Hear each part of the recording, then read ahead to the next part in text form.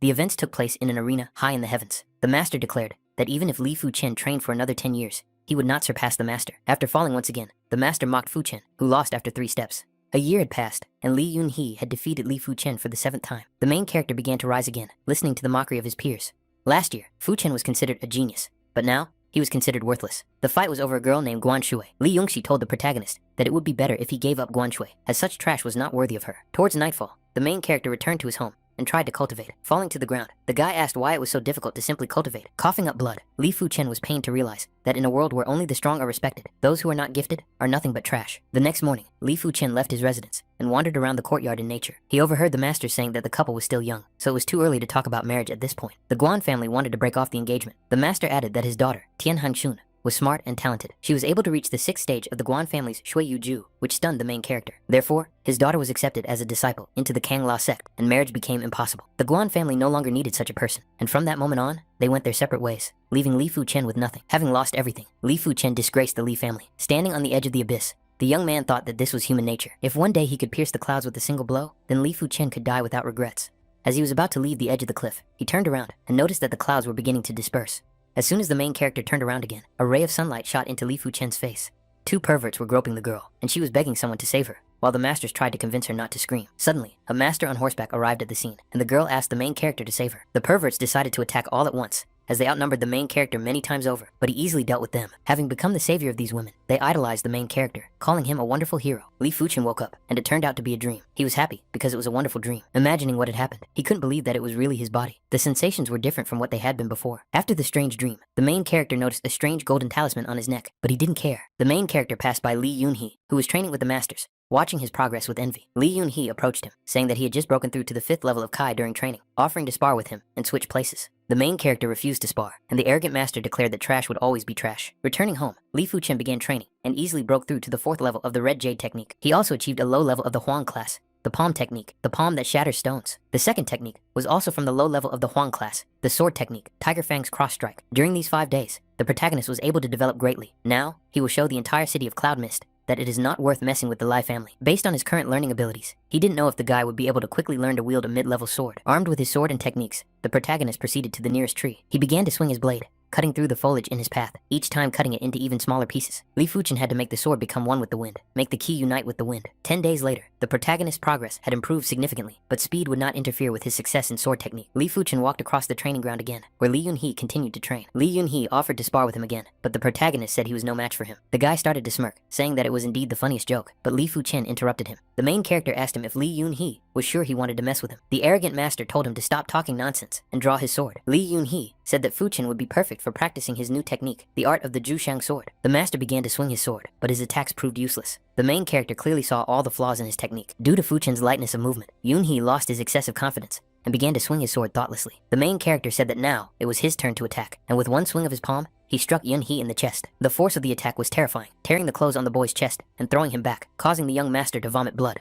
The battle did not go unnoticed by spectators, and soon everyone learned of Fu-chen's success in battle. Before the end of the duel, the main character said that Yun-hee had never been his equal, asking the young man to take care of himself. When Li Fu-chen returned to his residence, the Li family was delighted, everyone proclaiming that he had regained his talent. Towards evening, the hero was able to reach a new level of Red Jade technique, being at the 4th level. But as soon as he concentrated his strength, the guy made a breakthrough, raising his technique to the 5th level. Next, he decided to complete the art of the Shaoshang sword, which the main character managed to do in 9 days. The whirlwind leg arts were completed in 3 days, entering the 5th slot of Li Fu-chen's training. Having learned new techniques, the main character decided to start training his combat skills. The cloudy, misty hills, where beasts and monsters reign, are surrounded by first-rank monsters, whose abilities are equal to those of a chi practitioner, not to mention the second-rank beasts, which are capable of killing practitioners at the origin stage. As soon as Li Fu-chen entered the forest, some beasts began to watch him, choosing the moment to attack. Not far ahead, snakes rushed to attack the main character, but his reaction was quick enough to grab the beast by the throat. It was a low-class, first-rank beast, a green snake. It was poisonous, and Fu-chen would die if it bit him. He quickly lost interest in the snake, and the protagonist's attention fell on a kiwi flower that glowed brightly before his eyes. The hero quickly reached it and put the flower in a small box. It could be sold for 2 gold coins. Next to the flower, a monster was already waiting for him, an iron-boned red wolf, looming for an attack. The main character decided not to run away from the beast, but instead to accept the battle with dignity, drawing his sword to attack. With just one attack, he defeated the monster. In addition to his great skill in martial arts, Fu-chen earned about 20 gold coins. The main character came to the market and heard a girl complaining about the increase in the price of a bracelet over the month. The guy recognized her as Xiao Dei, who had always supported him. Fu-chen approached the stall and wanted to find out what was going on. Xiaode didn't want to tell the truth, saying that nothing special had happened. The main character understood what had happened, took out a bunch of gold coins, and paid the merchant, telling the girl not to worry about it. The delighted girl promised Fu Chen that she would repay him in kind when the opportunity arose. Suddenly, Guan Shui's cousin, Guan Wei, snatched the bracelet from Xiaode's hands, saying that it now belonged to her. The main character told Guan Wei to give the bracelet back because he had paid for it for Xiaode. Guan Wei asked the protagonist how much he wanted for the bracelet, saying that she could pay double the price. The cousin's family broke off the engagement, spreading rumors. They had already crossed all boundaries and left Fu Chen on the brink. Li Fu Chen did not want to accept these bribes and shouted at Guan Wei to return the bracelet. The scream frightened his cousin, and she dropped the bracelet from her hands, which the main character easily caught with his foot. The main character took Xiaode by the hand and began to leave, while his cousin wondered how he dared to yell at her. Guan Wei stood in front of Fu Chen, deciding that today was the day she would teach him a lesson. Suddenly, they attacked each other. Fu Chen used a crushing stone palm, while Guan Wei used a soft water palm. But as it turned out, in the battle between two 4th-level practitioners, the main character defeated her. The 4th genius of the Yang family, Yang Qi, managed to grab his aunt. Guan Wei lied that they had stolen her bracelet. Yang Qi began to ask about what had happened. The main character asked him to first understand the whole situation. Xiaode took Fu Chen's hand and asked him to leave Yang Qi alone, saying that the girl would be fine without the bracelet. Yang Qi declared that the main character had to apologize to Guan Wei and then return the bracelet, otherwise he would be in trouble. Fu Chen asked the guy if he really thought he could take the bracelet from him on his own. People began to gather, calling out to others. Noticing that the Yang and Li families were starting to fight, the genius brothers of the Yang family, Yang Yonghe and Yang Yonghai, arrived, noticing that Fu Chen had gone mad, daring to fight Yang Qi. Yang Qi decided to attack him quickly, swinging his arm and shouting that Li Fu Chen would lose. He used the 6th-level Kiwi practitioner technique, Silver Snake, a 4th-level technique. The main character counterattacked with the 5th level, Red Jade. Yang Qi began to swing his snake palm, but none of his attacks reached their target. Now it was Fu Chen's turn to counterattack, and he used his stone-crushing palm. The protagonist's attack threw Yang Qi back, and as he flew through the air, he thought he was hallucinating. Fu Chen, once weak, had thrown him back. Yang Yunhai watched the fight and noticed that Yang Qi was superior in sword technique, but not in hand-to-hand combat. Yang Qi decided to take extreme measures, using the sword technique, the snake blade. The main character noticed that he was even more vulnerable when it came to fencing. The next moment, Li Fu Chen drew his blade and held it to Yang Qi's neck, causing him to stop in fear of death. The smug master pointed his blade at the main character and said that he was cheating. Li Fu Chen turned around and decided to kick Yang Qi with his whirlwind leg technique, confident of his victory. Guan Wei rushed to her brother, fearing for his life, but Li Fu Chen convinced her that he was still alive. Yang Yunhai told the main character that he was asking for trouble, along with his Li family. The main character replied that people pay for their sins, and no one had the right to lecture him. The young master believed that there would always be someone stronger than him, and someone even stronger than that. If he were in front of his family, the guy would prove whether he was worthy of lecturing him. Li Fu Chen decided not to fall for this provocation, took Xiaode, and they began to leave. The next day, Fu Chen continued to train, but his progress was still too slow. He needed to earn more money and get some practitioner accessories, which would definitely speed up the process. While he was training, the protagonist noticed a stone with a small sprout on it, stone heartgrass. As soon as the main character tried to approach the rock, the corpse of a bloody shadow leopard flew through it. He managed to draw a sword, noticing that he was faster than the enemy's attack. Looking away, the main character noticed the arrows flying towards him, only when they were right in front of his eyes. 3 arrows hit him, and Li Fu Chen had no time to dodge them and fell to the ground. Before attacking the young man, the 3 archers were hiding in the bushes and spotted Li Fu Chen. This was their only chance. Li Fu Chen had seriously wounded the young master, and they would definitely be rewarded if they killed him. They immediately drew their bows. Fortunately, the main character had enough reaction speed to avoid being wounded by the arrows. If he had hesitated for another second, he would have been dead. He noticed the archers. These people were not simple. Fu Chen had to strike first and kill at least one of them. The next thing the archers noticed was that the main character was standing in front of them, his hand on the hilt of his sword. With a single swing of his sword, Li Fu Chen managed to kill one of the archers who had attacked him. The bald warrior immediately attacked him, striking the ground with his weapon, but the main character jumped back. With his second attack, the archer attacked with a triple slash, and Li Fu Chen realized that he was one of the Yang family. The main character began to slide along the ground, dodging the triple slash of the Yang family members. Sliding forward, the main character took advantage of the opportunity and cut the warrior's leg. The archer couldn't believe it. The highest level he could achieve was the 5th level of Ki, like him, and no one at the 8th level of Ki could defeat him. The bald master wanted to send him to hell, starting to swing his sword around him with crazy wind blades. As soon as he opened his eyes, the warrior noticed that his second ally had been killed by Li Fu Chen. Before he could comprehend what had happened, the protagonist seized the moment and killed the last archer. There was another master in the bushes who couldn't believe that Li Fu Chen was a true genius. But, be that as it may, he had already gotten what he wanted, so it was time to leave. As soon as the master dropped to the ground, the main character asked him if he could still escape. Already on edge, the warrior asked in return if Fu Chen could stop him. Thanks to the red jade blade technique, the main character easily defeated the master. The man gave Fu Chen a blue crystal ring. They would be happy to see him again next time. A little fame, and the attitude of people who looked down on him had now completely changed. Guan Wei's brother, Guan Peng, a 6th level Qi practitioner with a 2-star style, stood in the protagonist's way and asked him to go with him. He didn't understand why, but Guan Peng added that he had contacted his sister, and that was a compelling reason. The main character added that he should know what kind of person his sister was. Peng asked him to stop talking, asking if he really wanted to embarrass himself in front of everyone else. Representatives of the 4 major families were starting another quarrel. Last time it was Yang Qi, this time it was Guan Peng. It was an uneven battle. Guan Peng had a 2-star skeleton and could reach the origin stage. The main character was confident, saying that the Guan family was deceiving themselves, calling it shameless. Guan Peng could no longer tolerate these insults, so he decided to attack with a flurry of palm strikes. Li Fuchen soared into the air and began to counterattack with a flurry of kicks. Guan Peng's palm technique, smooth water, collided with Li Fu Chen's leg technique, the whirlwind strike. The flurry of attacks ended, and the protagonist jumped back, surprising the audience that he was able to block all the blows. Li Fu Chen was confident, calling his 2-star skeleton element useless. The masters clashed again in attack. The final stage of the smooth water palm technique, Jiao Shui Mian Mian, and the final stage of the whirlwind leg technique, Feng Yuan Qian Yuan. Guan Peng realized that he couldn't attack the main character, so he switched to defense.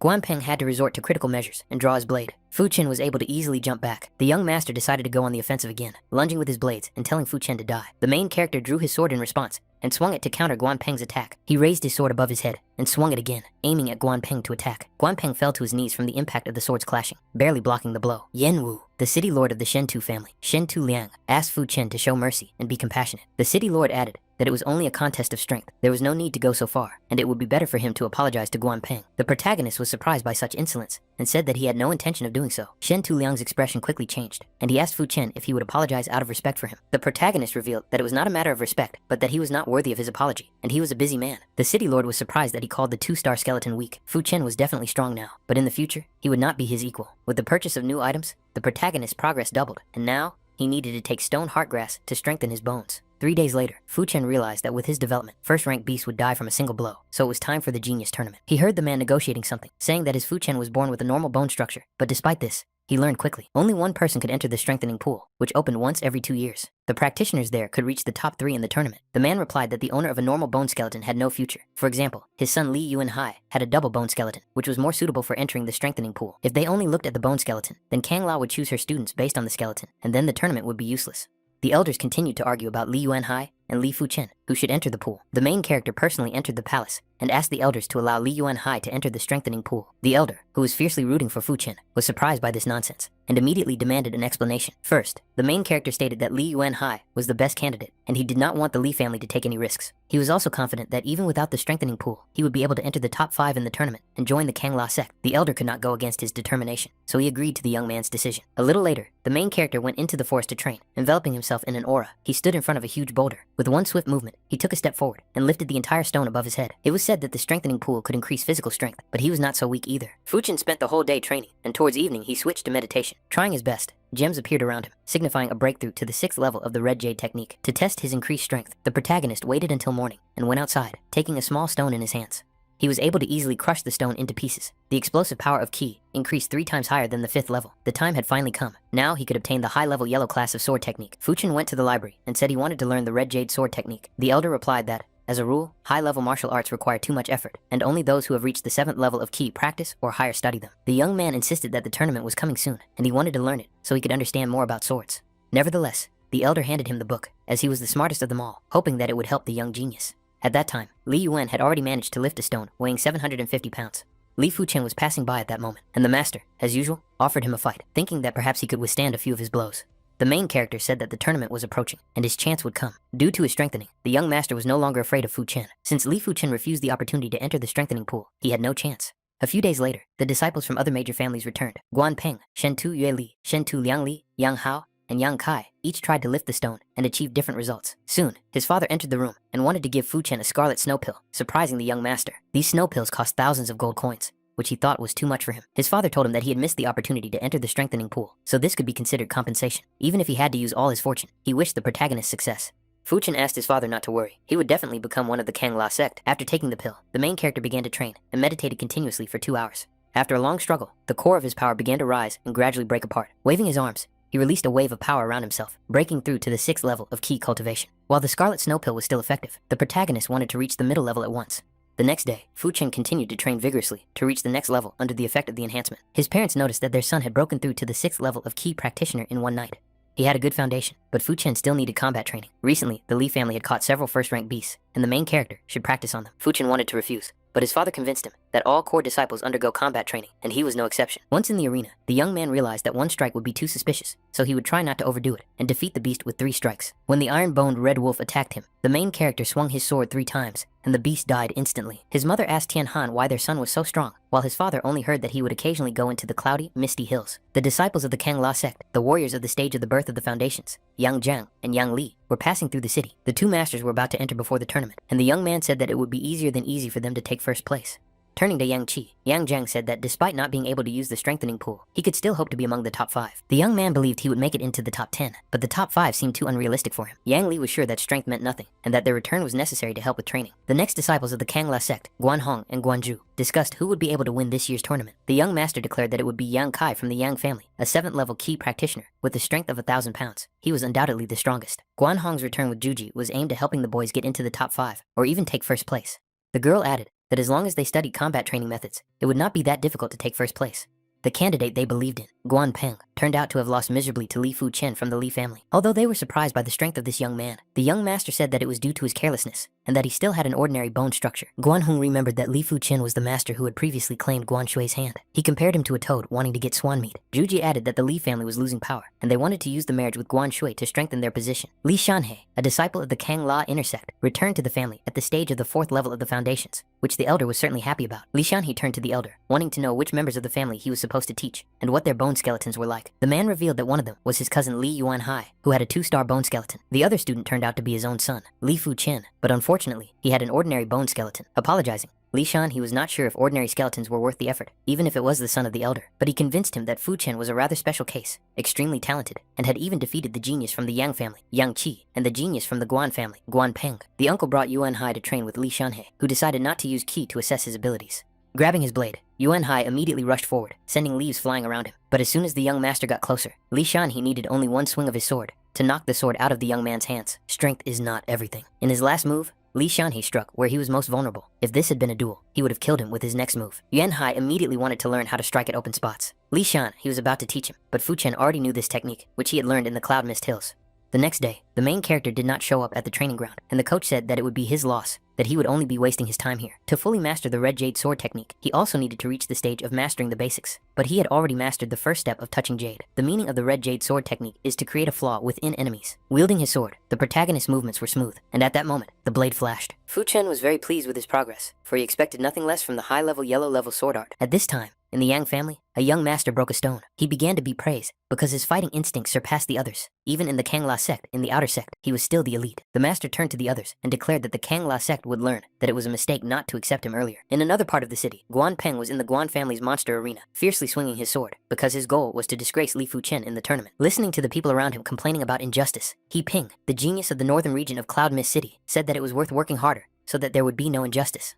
Shi Fei, the genius of the western region of Cloud Mist City, noticed He Ping and had been eager to meet him, hoping that the genius would live up to his name. A young man from the Li family watched the young master train and decided to test his strength in action. The young man lunged with his sword, but the main character stepped aside and blocked the blade, while the young man stood frozen in surprise. Li Fu Chen knocked the sword out of his hands and held his own to his throat. Still surprised, the young man asked the young master if he had already mastered the technique of the Red Jade sword. The main character revealed a little secret to the young man, that he had made a small advance on his first move. The elder arrived at the city lord's mansion, where the old man welcomed him to the city of Cloud Mist. The elder of the outer sect of Kanla, Chen Zhongming, noted that the city lord was too kind. Once in the assembly hall, the elder picked up a cup of tea and announced that this year, the Kangla sect would accept 5 geniuses. The city lord added that even Guan Shui, the greatest 4-star skeleton, was able to make it into the top 20 thanks to her talents.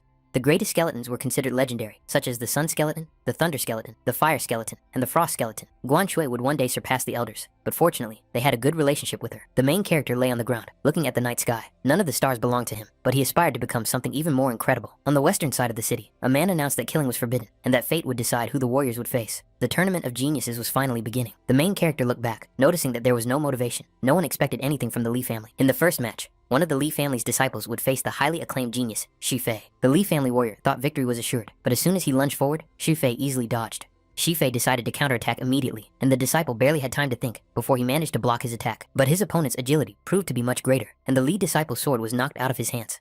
The audience mocked the lead disciples because they were too insignificant and showed no results. Li Yuan Hai was filled with rage. He wanted to silence everyone who went against the Li family. The main character turned to him and asked him not to make the situation worse, because they were nothing to the others. Before it was Li Yuan Hai's turn, he heard that Li Xiandong from the Li family had lost. Once in the arena, the master was so angry that his aura made itself felt. After a few moments, he won, but the spectators continued to shout insults. The main character entered the arena next, facing a young master who was overly confident. But without even using his sword, Li Fu Chen threw his opponent out of the arena, showing the difference in strength. As more and more people were defeated, only 2 disciples from the Li family remained. Of the 40 participants, only 20 remained, and only they could claim to be among the top 5. In the next battle, Li Fu Chen and Guan Peng faced off in a rematch after their recent duel. The main character declared that if he had already defeated him once, he could do it again. The masters used sword techniques Guan Peng used the soft water technique, and Li Fu Chen used the Qin Feng technique. The elder watching was surprised that the main character was able to easily read his opponent's weaknesses. Guan Peng soared into the air and decided to use the more dangerous rain sword technique. Li Fu Chen was calm, easily deflecting each of Guan Peng's long-range attacks, knowing that victory would be his. Suddenly, an illusion of Guan Tong appeared behind him, asking him to lose the battle, for which he would receive 5,000 gold coins. But the main character ignored this request, and with a strong swing of his sword, pushed Guan Peng out of the arena. Li Fu Chen turned to the elders and said that the Guan family had no shame. They were angry because the young master dared to destroy his son's future, and the Guan family would remember this. Soon, Shifei entered the ring against Li Fu Chen. He declared that Li Fu Chen was strong and had even managed to win 2 consecutive victories, but that it would end there. Shifei rushed forward, saying that the protagonist would pay for his arrogance. He unleashed 36 quick cuts from the Sheng family against the 5th level of Red Jade technique and Whirlwind sword art, blocking the genius's attacks. Li Fu Chen immediately counterattacked with a jade lunge. Such nimble strikes stunned Shifei, even knocking the sword out of his hands. But he did not give up. Left without his blade, Shifei jumped into the air and decided to use martial arts.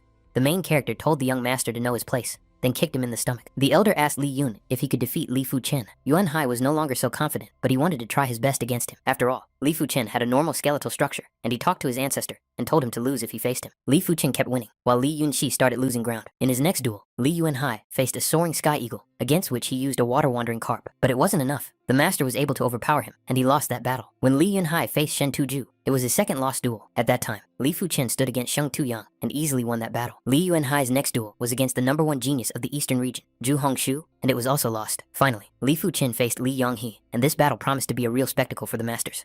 The great-grandfather turned to Li Fu Chen and told him to lose, after which he would give him a reward. Li Yuan Hai said that as soon as he broke through to the Earth Destruction stage, he would not humiliate him. Throwing himself into battle, he added that he was the hope of the Li family, not Li Fu Chen. The main character was not concerned. No one could stand in his way, and now he was going to win. Revealing his new technique, Li Fu Chen made a lightning-fast cut and defeated Li Yuan Hai. Even the elder was surprised by the young master's strength, noting that he had potential. The great-grandfather did not expect such an act from Li Fu Chen. It was the utmost disrespect for his elders, and from now on, Li Fu Chen's family had disgraced the family branch. After that, a battle began between 2 geniuses, Li Fu Chen and Zhu Hongshu. The red-haired master rushed forward, calling purple blades behind him, but Li Fu Chen was very calm. He slowly unleashed his power, using the art of the whirlwind sword to create strong gusts of wind around him. Each blow was aimed precisely at her weak points, and the master could no longer hold back. When the sword was at her throat, Zhu Hongshu admitted defeat, saying that Li Fu Chen was strong, and even the normal structure of the skeleton would not be an obstacle in the future. Li Yuan Hai had another duel, fighting against Yang Kai, and even this time he lost. The young master blamed Li Fu Chen for not being able to make it into the top 5 of the tournament. The main character replied that only trash blamed others, and then he left. Only Yang Kai, Shen Tuju, Xi Ping, Zhu Hongshu, Guan Hao, and Li Fu Chen remained in the game. The next duel was against Guan Hao. Guan Hao asked for a chance to restore his friendship with the Guan family. Holding his sword forward, the main character declared that he would get it himself, for the things he craved. Guan Hao mockingly believed that if Li Fu Chen joined the Kangla sect, he would be able to regain Guan Shu's favor. The main character shouted that this was nonsense, then rushed into battle, no longer willing to listen to his enemy. With a single swing of his sword, Li Fu Chen struck down the insolent member of the Guan family, once again demonstrating his power to all who were watching. The top 5 were determined. Next, Shen Tuju fought Zhu Hongshu and won. Xi Ping lost to Li Fu Chen, then Xi Ping defeated Zhu Hongshu. Only Sheng Tuju and Li Fu Chen had not lost a single match. Sheng Tuju planned to make Li Fu Chen lose, so that he could take second place. Shen Tuju used his hidden ace in the hole, the yellow rank of high-class sword art, the first move, the appearance of the fire dragon, saying that there are flaws in everything. Li Fu Chen dodged the hidden attack and ended up behind his opponent. A swift cloud wind struck Sheng Tuju, sealing another victory for Li Fu Chen. Next to enter the ring was Yang Kai, a 16-year-old boy, who was 7 feet tall with a handsome face, looking much stronger than the main character. The young master began the battle with an amazing technique of Viper Sword Mastery, but this did not faze the main character, who counterattacked with the 6th level Red Jade technique. Yang Kai had no choice but to use the more powerful 7th level Explosive Cultivation technique. The Silver Snake Sword technique clashed with Li Fu Chen's Jade Touch. The protagonist's attack overwhelmed Yang Kai, but he parried it and decided to continue the fierce battle. The battle continued, and after many rounds, their QE began to fade, and Yang Kai felt unwell. When the 2 masters clashed again, Yang Kai put away his sword, causing Li Fu Chen to fall. But this cheap trick did not work on the main character, who got up and found himself to the side of his opponent. Li Fu Chen circled around him and attacked Yang Kai from behind, throwing the young master away. The last thing Yang Kai saw was Li Fu Chen's incredible speed as he approached him. With one more blow, the main character was able to push Yang Kai out of the arena, making him the winner. 5 masters entered the arena, the 5 strongest in the entire tournament. The main character received 10,000 gold coins and 2 bottles of Qi gathering pills, which would help his cultivation for a long time. 3 days later, Li Fu Chen and the others began their journey to the Kangla cult with Cheng Zhongming, which took them 3 months. The entrance test began. The first test was to check the structure of the skeleton. A 1-star skeleton structure was worth 50 points, and the higher the level of the skeleton, the more points it was worth. The elder observed the amazing results of the top 4, each of whom received no less than 70 points. When it was the main character's turn, he approached the stone, but it showed no reaction. A normal skeletal structure was worth only 40 points. inside the garden with incense. For a group of 10 people, the test of wit began. Li Fu Chen opened the book, which contained only 40 steps, which he considered an easy task. After learning 6 movements, they received passing marks. In Li Fu Chen's group, Sheng Tupian had the worst result with 4 movements. Meanwhile, Zhu Hongzhou and Yang Hai learned 9 movements and received 75 points. The main character was very quick-witted and achieved an amazing result of 110 points. Li Fu Chen was the second to score over 100, but a certain master learned 13 movements and scored 120 points.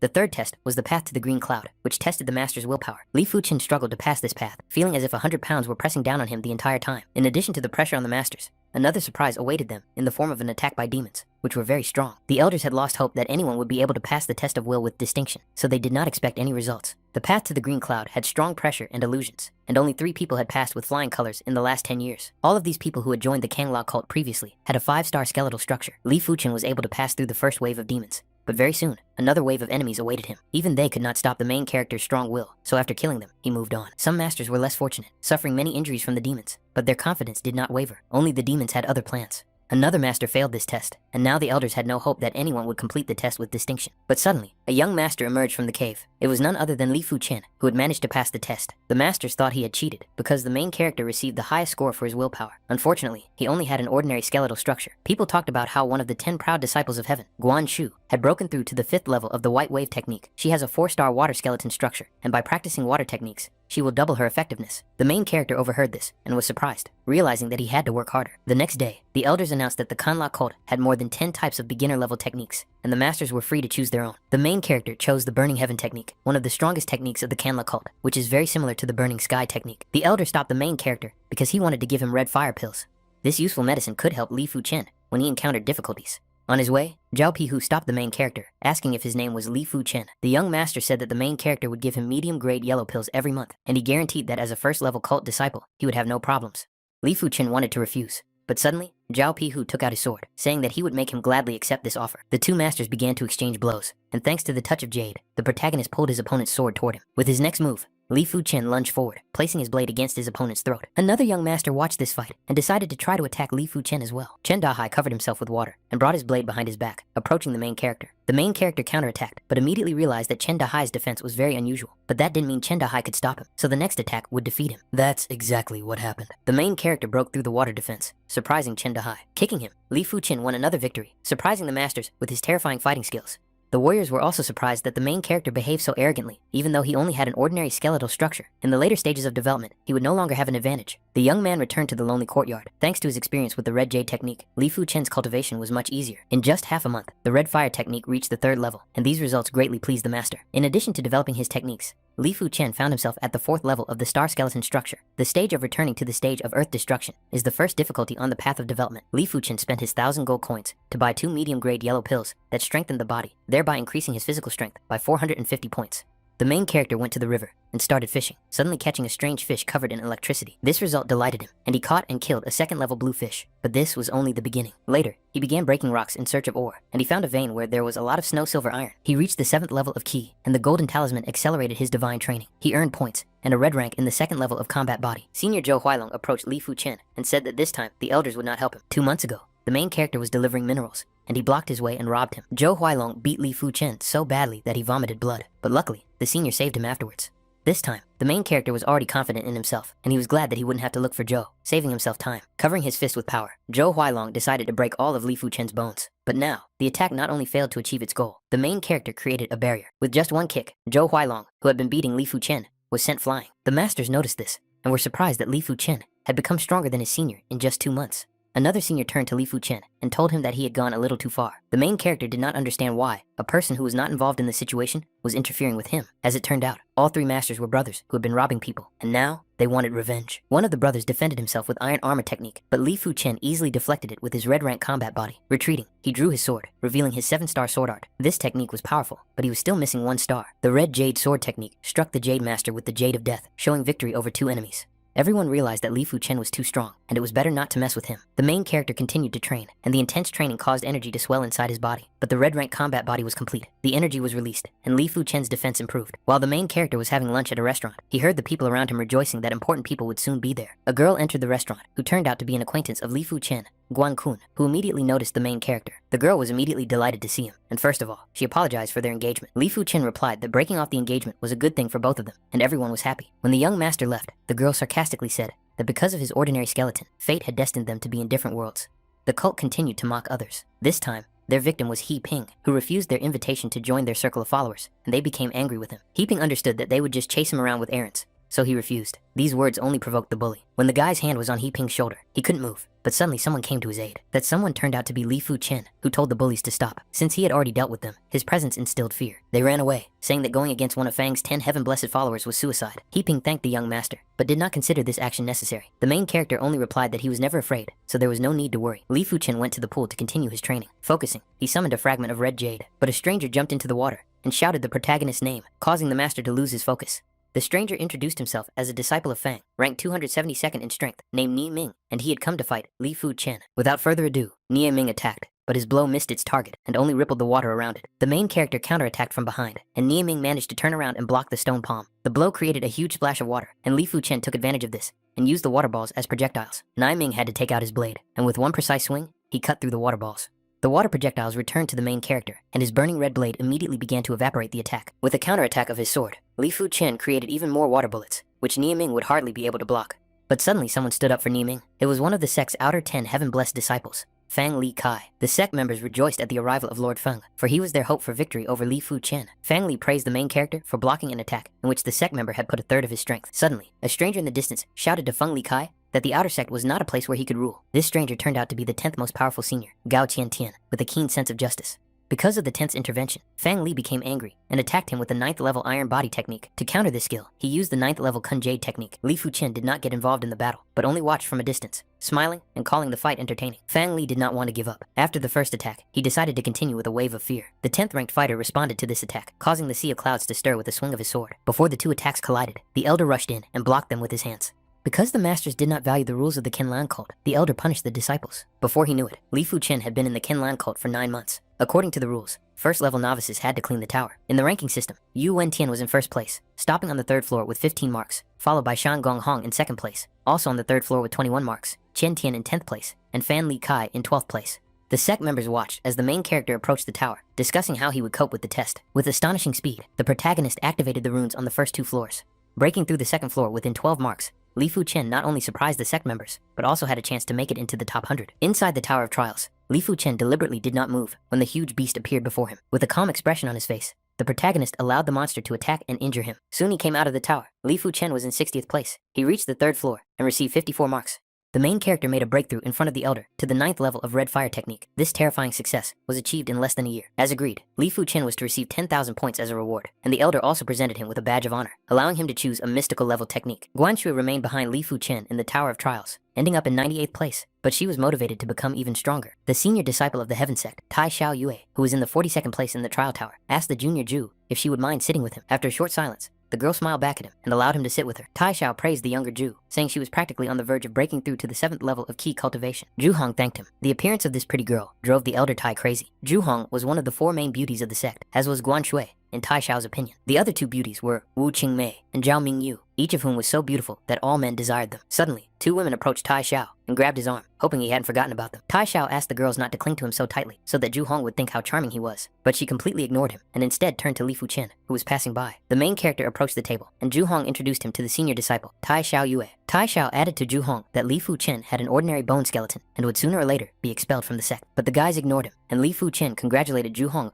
on breaking through to the 8th level of key cultivation. Tai Xiao lost his temper, got up from his seat, and suggested that Li Fu Chen go outside. The main character refused, as he was still eating, but Tai Xiao did not want to stop there. As soon as he reached out his hand, Li Fu Chen knocked it away, further angering the master. This was the last straw for Tai Xiao, and he decided to attack the main character immediately. But to Tai Xiao's surprise, his attack was blocked. The table shattered with a crash, and the girls were astonished. Immediately after the blow, the young master pulled his hand away, which also surprised Li Fu Chen. In fact, Tai Xiao's arm was injured after blocking the main character's attack, but he decided not to show it. Realizing that he would not be able to defeat Li Fu Chen, Tai Xiao had to accept defeat, saying only that the main character would regret it. Li Fu Chen was disappointed that his opponent was leaving so quickly, because he had not yet had his share of fun. Tai Xiao began to leave, and replied that he was not feeling well. While the main character was training with stones, one of the sect members advised him to give up the mine. Li Fu Chen told Feng Lihai that he had been looking for an opportunity to fight him again and again, and today, he would challenge his iron body. He had a 4-star skeleton, so the young master was confident of his victory. As soon as the two masters' fists collided, a flash of power from both sides erupted around them. After the collision, the martial artists jumped back, but their desire to fight did not disappear. Feng Lihai jumped into the air, using the Heavenly Storm Fist attack. The main character waited for the enemy's attack to approach, then stepped forward and struck the enemy with a mountain-shattering fist. During the impact, Li Fu Chen added that if he had not been a disciple of the Kang La sect, he would have died long ago. Guan Xue,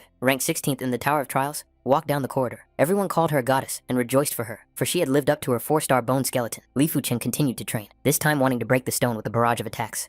Zhu Hong watched him, surprised that he could already release pure ki. Li Fu Chen's strength was increasing at a shocking rate. Noticing the girl, Li Fu Chen revealed that he was pursuing the pinnacle of martial arts, and he also asked if Tai Xiao was still bothering her. Zhu Hong admitted that she hadn't seen him in a long time, but she felt that he would soon start causing problems for the main character. Suddenly, as soon as they remembered this master, his voice rang out from afar, calling Li Fu Chen. A sly smile lit up the protagonist's face, and he happily said that Tai Xiao had arrived just in time. Li Fu Chen happily came to meet Tai Xiao, and the nearby cultists assumed that Li Fu Chen himself had started the fight, this time with the elder Tai Xiao. The senior sect member turned to Guan Shui and said that her former fiancé really liked to get into trouble. Guan Chu's expression changed dramatically, and she said that she had nothing to do with Li Fu Chen. The main character decided to make a deal with Tai Xiao before the fight, thereby misleading him. Guan Chu wanted to leave, saying that arrogant people had no future, but the elder thought that a miracle would happen. Tai Xiao decided not to listen to the main character, telling Li Fu Chen not to get cocky and immediately rushing into battle. The young master did not react to Tai Xiao's hasty decision. He just waited for him to approach. When he was close, Li Fu Chen delivered one death blow that broke his ribs. Guan Chuo managed to witness this fight, and her emotions shifted from anger to surprise. She did not expect that Li Fu Chen, who had previously been a reject, now had such power. In his subsequent free time, Li Fu Chen continued to train, gathering strength in an energy ball. After that, the young man unleashed this power, completing the second stage of the Jixing realm, with his strength reaching 1,000 pounds. Although this training was powerful, it took Li Fu Chen a lot of strength and resources to reach this level. Yue Wen was next to the main character, and the girl who was following him continued to praise the master's skills. The main character was surprised, because he had previously seen Niao Qingmei with Shan Guanggong, but now she was with Yue Wen Tian. Yue Wen noticed Li Fu Chen, and realizing that he truly admired him, offered to take him on as his disciple. The main character said that he had an ordinary bone skeleton and was of no value to him. Wu Qing added that senior Yue Wen possessed a 5-star bone skeleton, and becoming his disciple would undoubtedly be beneficial. But the protagonist did not continue to listen to the master, asking them to forget about this proposal. Wu Qing said mockingly that Li Fu Chen really didn't know what was best for him. Yue Wen added that Wu Qing shouldn't take it to heart. He was just a little interested in him. Suddenly, senior Shan Guan appeared behind them and begged Wu Qing to reconsider her decision. The girl replied that she had never liked him before, and that they were just friends. The elder thought that Wu Qing had broken up with him, only because Yue Wen was stronger than him. The boys continued to mock him, and simply walked away. Shan Guan was devastated, and promised to defeat Yue Wen one day. The elder was in the forest of 100 beasts at the opening of the outer sect competition. He announced that the competition would begin in this forest, and there were no rules except to kill each other. The first 20 people to reach the checkpoint would win, and the rest would be eliminated. The young master was angry because he was at the 8th level of ki cultivation, while Li Fu Chen had reached the 9th level. It was impossible to raise his level at such a tremendous speed. Suddenly, the elder announced the start of the competition, waving his hand for the masters to rush forward. Li Fu Chen did not rush, but when he started running forward, he easily overtook many masters. On his way, the main character noticed his opponent, who was glaring at him with gritted teeth, pointing to the many masters behind him. The guy was sure that 100 people could stop him. Expressing his excessive confidence, Li Fu Chen said that a pack of wolves could not defeat a dragon, and a mantis could stop a car. The protagonist's momentum did not slow down, and the master suffered a complete defeat when they tried to attack Li Fu Chen. Li Fu Chen noticed 3 more people behind him, and suggested that they simply step forward, as he was in a hurry. But these masters turned out to be observers, who asked the main character to hurry up, saying they could deal with the rest. The observer was amazed by Li Fu Chen's glorious talent. He could really handle 100 people. If his defense was not strong enough, he could have died there. Li Fu Chen asked Feng Lihai to just wait. The main character noticed Wu Qing on his way, and asked her if she had seen Feng Lihai nearby. Learning that he might be ahead, Li Fu Chen began to run much faster than the others. Wu Qing couldn't believe that the young master had kept up such a pace for 3 days in a row. Senior Gao also crossed paths with the young warrior, and asked him the same question, whether he had seen Feng Lihai. Knowing that they had a personal score to settle, Gao assumed that Li Fu Chen would meet Feng ahead. As soon as the protagonist heard this, his pace quickened again, and he ran away, surprising Senior Gao. 3 days later, Li Fu Chen finally found his enemy, Feng Lihai, drinking water from the river. The protagonist addressed him, and pointed out that such a proud disciple of heaven like him was still using tricks.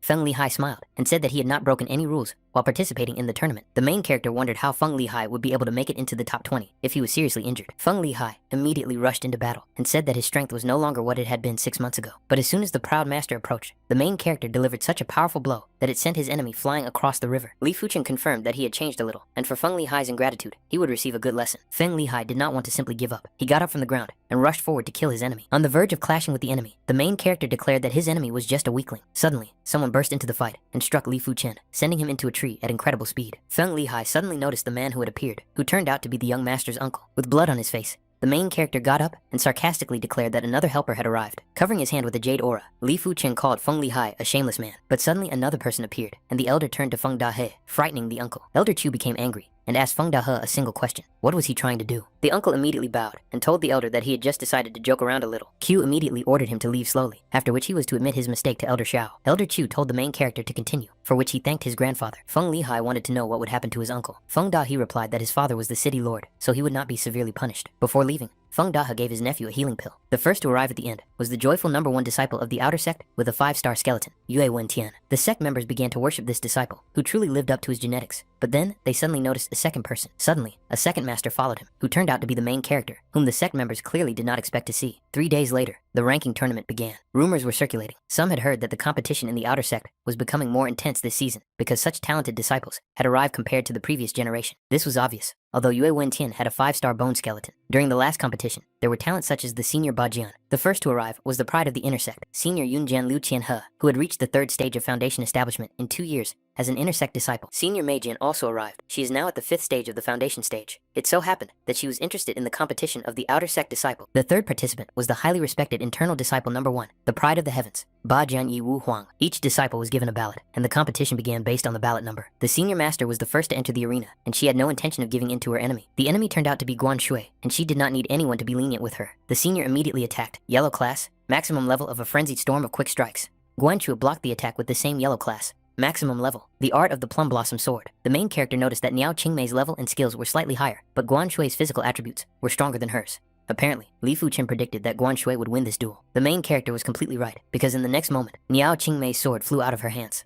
The elder Mei Jian was amazed by the impressive art of the sword of the blossoming Silva. Guan Shui will be a worthy opponent in the future. The frenzied storm of quick strikes was good, but unfortunately, she was unable to master it quickly enough. After that, Shan Guanhong also achieved victory. The granddaughter of the great elder, Zhao Mingyue, defeated Feng Lihai. Yu Wentian also defeated his opponent. Gao Zhangtian defeated Feng Xiaoyu. Li Fuchen used his exceptional sword skills to defeat his opponent. Thus, the 10 strongest fighters were selected. The young master watched Li Fuchen from the crowd and wondered if he could ever reach Li Fuchen's level. The main character fought Zhao Mingyue, their blades clashing every second, making a loud sound. The elder noticed that Li Fuchen's talent was too frightening. He had trained his middle rank yellow class sword art to such a level that he was clearly the second sword maniac. Zhao Mingyu attacked the main character again, but each of her attacks missed. Li Fuchen said that Zhao Mingyue's skill was powerful, but she didn't have enough strength since she had just joined the sect.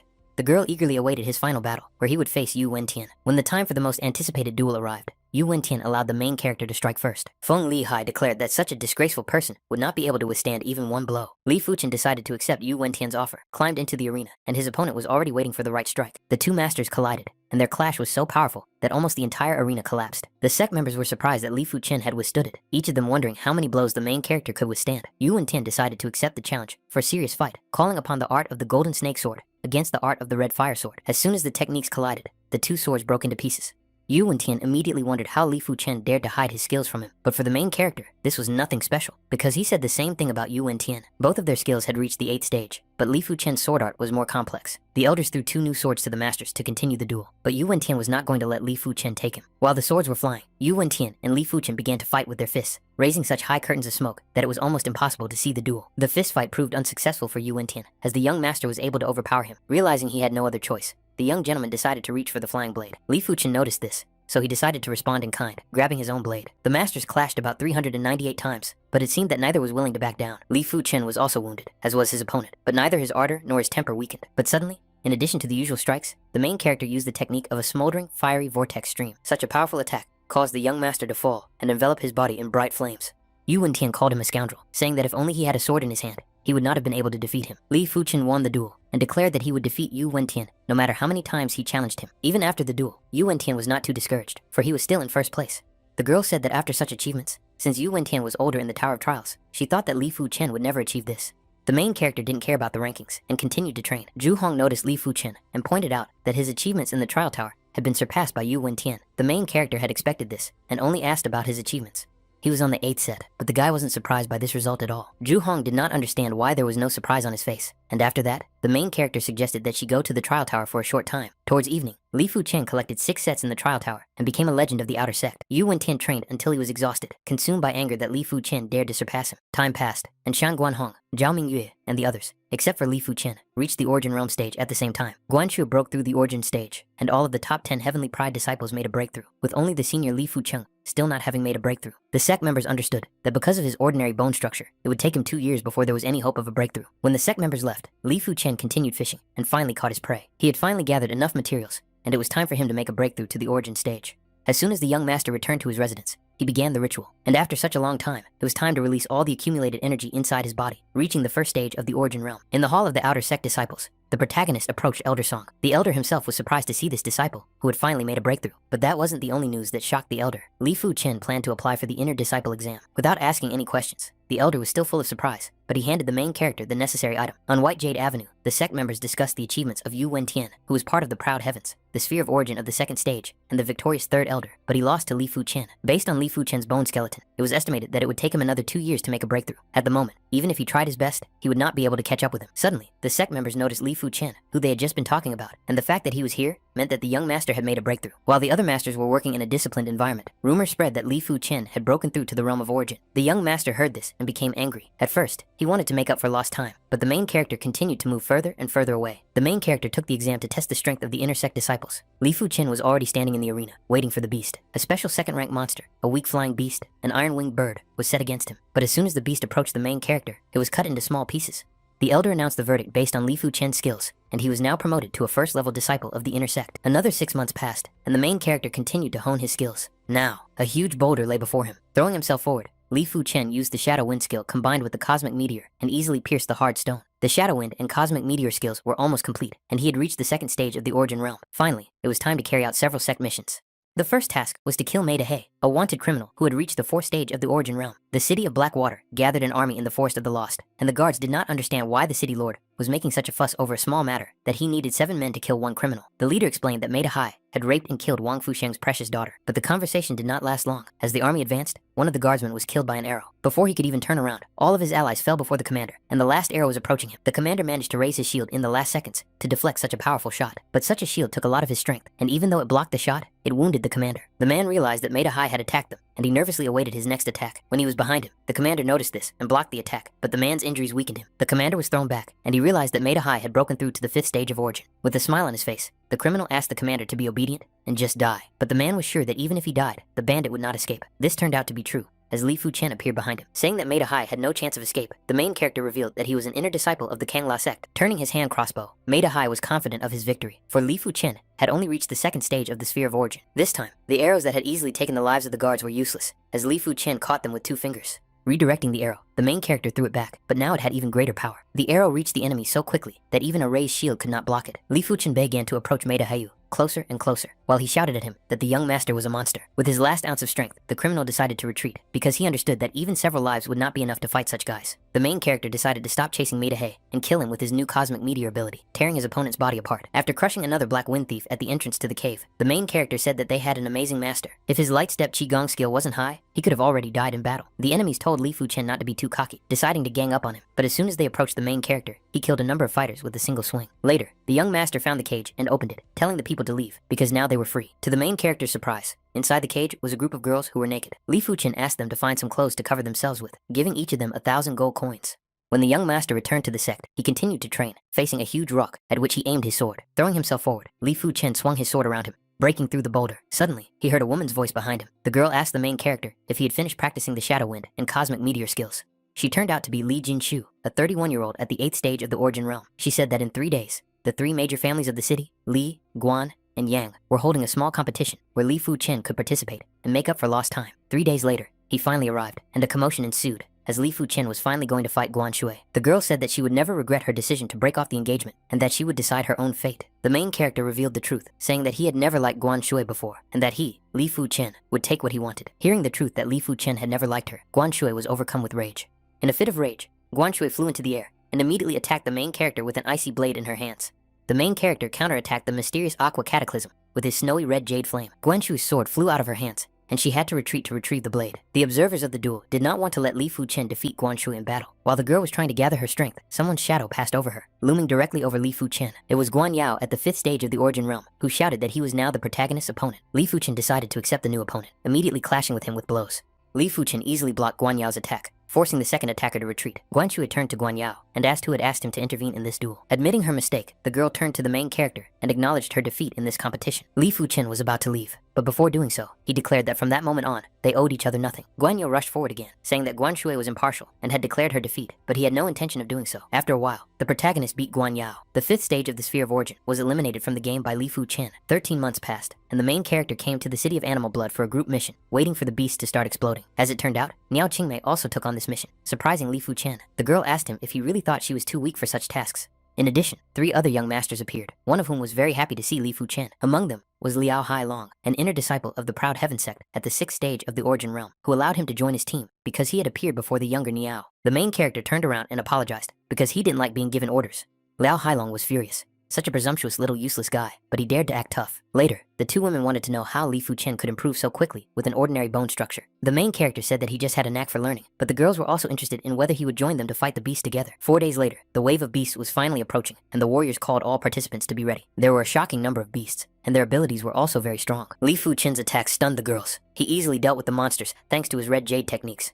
Suddenly, a huge monster attacked him, but Li Fuchen jumped back, leaving only the monster's fist behind. Before him stood a monster, comparable in size to a rock, the power of this beast reaching the 4th rank. The girl said that 4th rank beasts were comparable to Heavenly Realm practitioners, and if they didn't retreat, they would all definitely die. Jai Wu Ji, a 7th stage Heavenly Realm practitioner, elder of the Jiao Wu intersect, and Jin's adopted son, appeared on the castle wall. With a wave of his hand, this amazing master caused the great monster to be covered in bright light.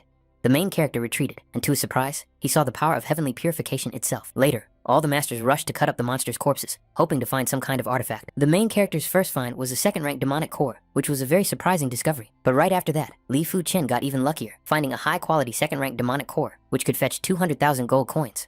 As soon as Liao Hailong learned of this luck, he approached Li Fuchen and demanded the core from him as an apology. Niao Qingmei took Senior Gao by the hand, as he was afraid that the young master might get hurt. Without hesitation, Liao Hailong rushed into battle, using the lower-level mystical rank sword art, the art of the Thunder Meter. The main character had no intention of losing, counterattacking with a lower-level mystical rank sword technique, the art of the Meteor Sword. To everyone's surprise, Liao Hailong's attack failed to achieve its goal and was completely repelled. The girls were shocked by this spectacle. The younger Li was stronger than they had expected. Immediately after that, the 2 masters began exchanging dozens of blows, each time ending in a draw. But suddenly, Li Fuchen jumped high into the air, stunning the elder Liao so much that he did not know how to parry the blow. The attack reached Liao Hailong and knocked his sword out of his hands, blood spurting from his shoulder. Holding his wound, Liao Hailong told Li Fuchen that he would kill him one day. The main character did not fall for his verbal provocations. He just walked up to him and punched him in the face. The elder Liao couldn't believe what was happening and asked Li Fuchen if the young master knew who he was. But Li Fuchen didn't care. He hit the elder again, saying that he was too noisy. Suddenly, 2 more masters appeared and turned on the younger Li for daring to insult their lord. These masters, unknown to him, turned out to be much stronger than the main character had expected, as they were at the 9th stage of the Sphere of Origin. But the senior Chen came to the main character's defense, protecting him with the art of a myriad of blooming swords. Liao Hailong's mediators did not understand Senior Chen's intentions and immediately asked a direct question. The girl said that by attacking a disciple of the inner sect, Deacon could fear disciplinary action. One of the masters said that his family, the Liao family, was an ancient family in Kangla City, and he advised her not to harm herself. Another elder stood up for Li Fuchen, asking how powerful the Liao family really was. Suddenly, an elder appeared behind them, asking what was going on. This frightened the soldiers. The girl immediately revealed the truth that the Liao family wanted to kill Li Fuchen and oppress the elder Chen. The subjects immediately bowed and began to explain that they had no such intentions. But Zhao Wuji did not believe their lies, and he used his power to pin the soldiers to the ground. The warrior begged for mercy, repeating over and over that the Liao family would no longer dare to oppose the Kangla sect. Weakening his power, Zhao Wuji ordered them to return and receive punishment from the disciplinary hall. Liao Hailong watched all this, and, with anger on his face, was sure that one day he would repay today's humiliation 100-fold. Soon, the 2 elders and Li Fuchen found themselves in a restaurant of aromas, and a huge table of food spread out before them. The main character treated the seniors to a meal as a token of gratitude, and the senior Chen was amazed by the delicious food.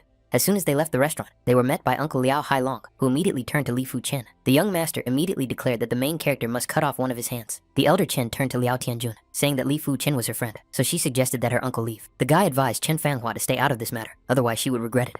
The second elder warned her uncle that if he dared to attack the elder Chen, she would not hold back either. Liao Tianjun first said it was a joke, then added that Li Fuchen planned to hide behind girls for the rest of his life. The main character reminded Liao Tianjun that he was 31 years old and asked him for just 1 year, during which they could resolve this issue on the stage of the Fengyan internal sect. The uncle immediately rejected this proposal, as there was no point in waiting so long. The elder called him a coward, because he was at the 8th stage of the Origin Realm and did not dare to wait. But apart from the elders, the other sect members began to whisper about Liao Tianjun in a negative light. Turning around, the uncle declared that in a year's time, they would meet on the Fengyun stage, and he would force Li Fuchen to spend the rest of his life in bed. The main character's self-confidence only grew, and with a smile on his face, he declared that he would use this proposal against him. In order to improve his sword skills, Li Fuchen practiced 100 low-level yellow-class sword techniques. And within 8 months, the young master had completely mastered the art of swordsmanship. The sword moved with the heart moved with the sword, and when the sword and the heart are one, you are invisible. Li Fuchen was able to comprehend the true meaning of the art of the blade. The sect members congratulated Senior Yu Wen on his victory over Senior Tai Feng, who was at the 8th stage of the origin realm, but still posed no threat to Yu Wen. Yu Wen stated that Ti Feng was just a third-rate disciple, and it did not matter to him that he was 2 levels higher. Soon the conversation turned to the promise made a year ago between Li Fuchen and Senior Liao Tianjun. Senior Liao Tianjun had already advanced to the 9th stage of the origin realm. Yu Wen said that Li Fuchen was too confident, and he hoped that he would not lose so quickly on the Fengyun stage. Soon, it was time for the Fengyun stage, and the year-long promise was finally fulfilled, with Junior Wang and Lin He fighting in front of them. Finally, it was Li Fuchen and Li Tianjun's turn to clash in the arena. The sect members heard that Li Fuchen had broken through to the 6th stage of the origin realm, which surprised them, because his cultivation speed was faster than that of a 4-star bone skeleton. Yuan doubted that Li Fuchen could take even 100 steps, to which a nearby sect member added that he would be able to take a maximum of 10 steps. Senior Chen sneered, saying that in her opinion, Liao Tianjun could insult anyone he wanted, but he shouldn't be rude to Li Fuchen. Senior Ming Yu told the elder about Li Fuchen's amazing strength, which he had come to see. Jai Wungjin, the peak of the heavenly sphere, added that his cultivation speed was not bad, but he was too loud. At that moment, a loud rumble echoed through the arena as Liao Tianjun launched his attack, but it was parried. Li Fuchen's counterattack was so terrifying that the entire arena was covered with cracks.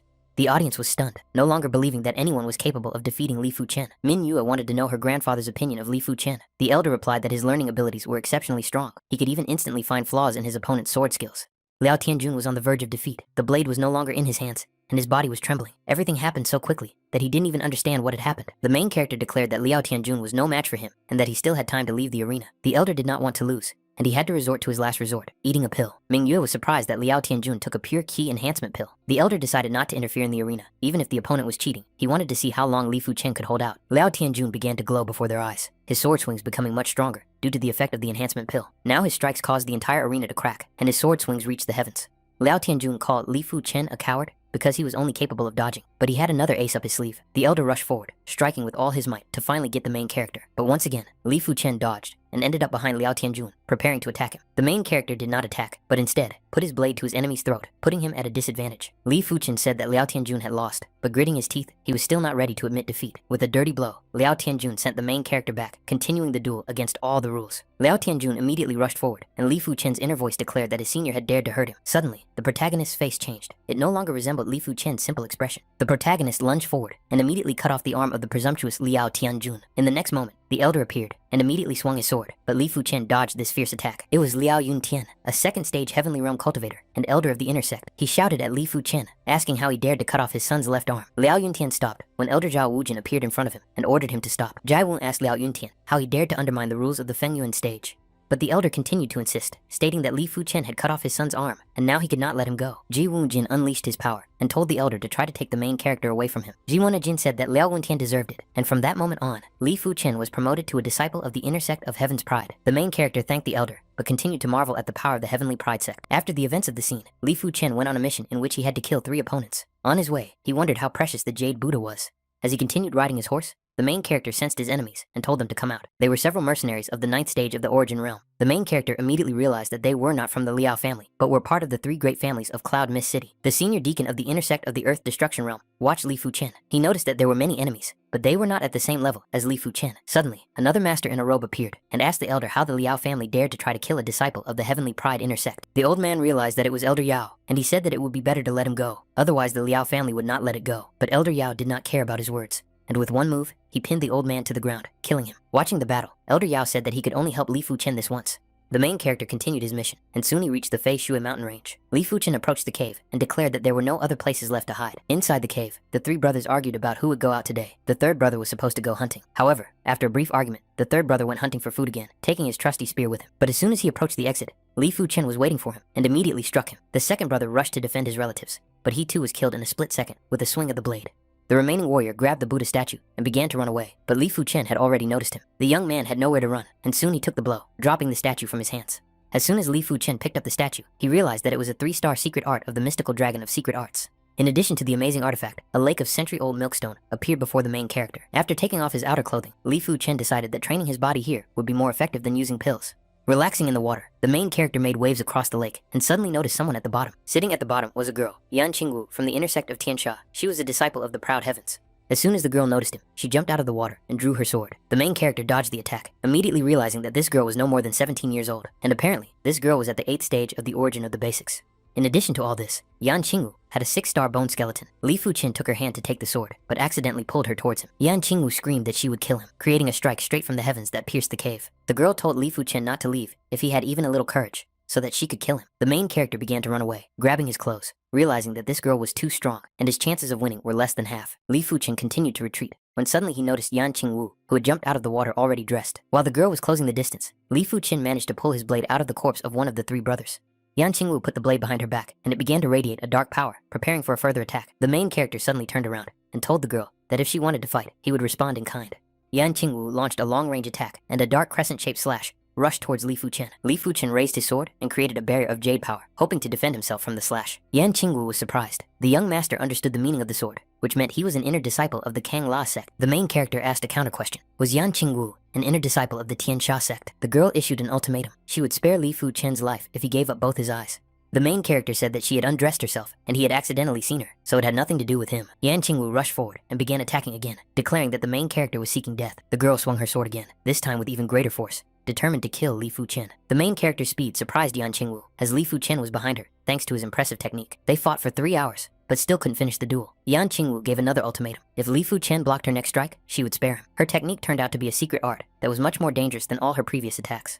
A huge dark crescent appeared in front of the main character, and he had no idea what to do. But there were no options left. Li Fuqian had to take the blow and try his best to block it. Still, he managed to survive. Yan Qingwu turned around and told him to live for now, then began to leave. At that moment, the main character grabbed his chest and began coughing up blood. His strength was running out. Yan Qingwu disappeared, saying that she would take his life next time, leaving him alone in the cave. Li Fuqian was glad that his defense was good, which is why he wasn't too badly injured. Yan Qingwu had to leave, and the main character needed time to cultivate his secret art and gather the power of the Milkstone. A month later, people noticed that the hero Li Fuqian had returned, and everyone was curious to know if he had found the 3 Wang brothers.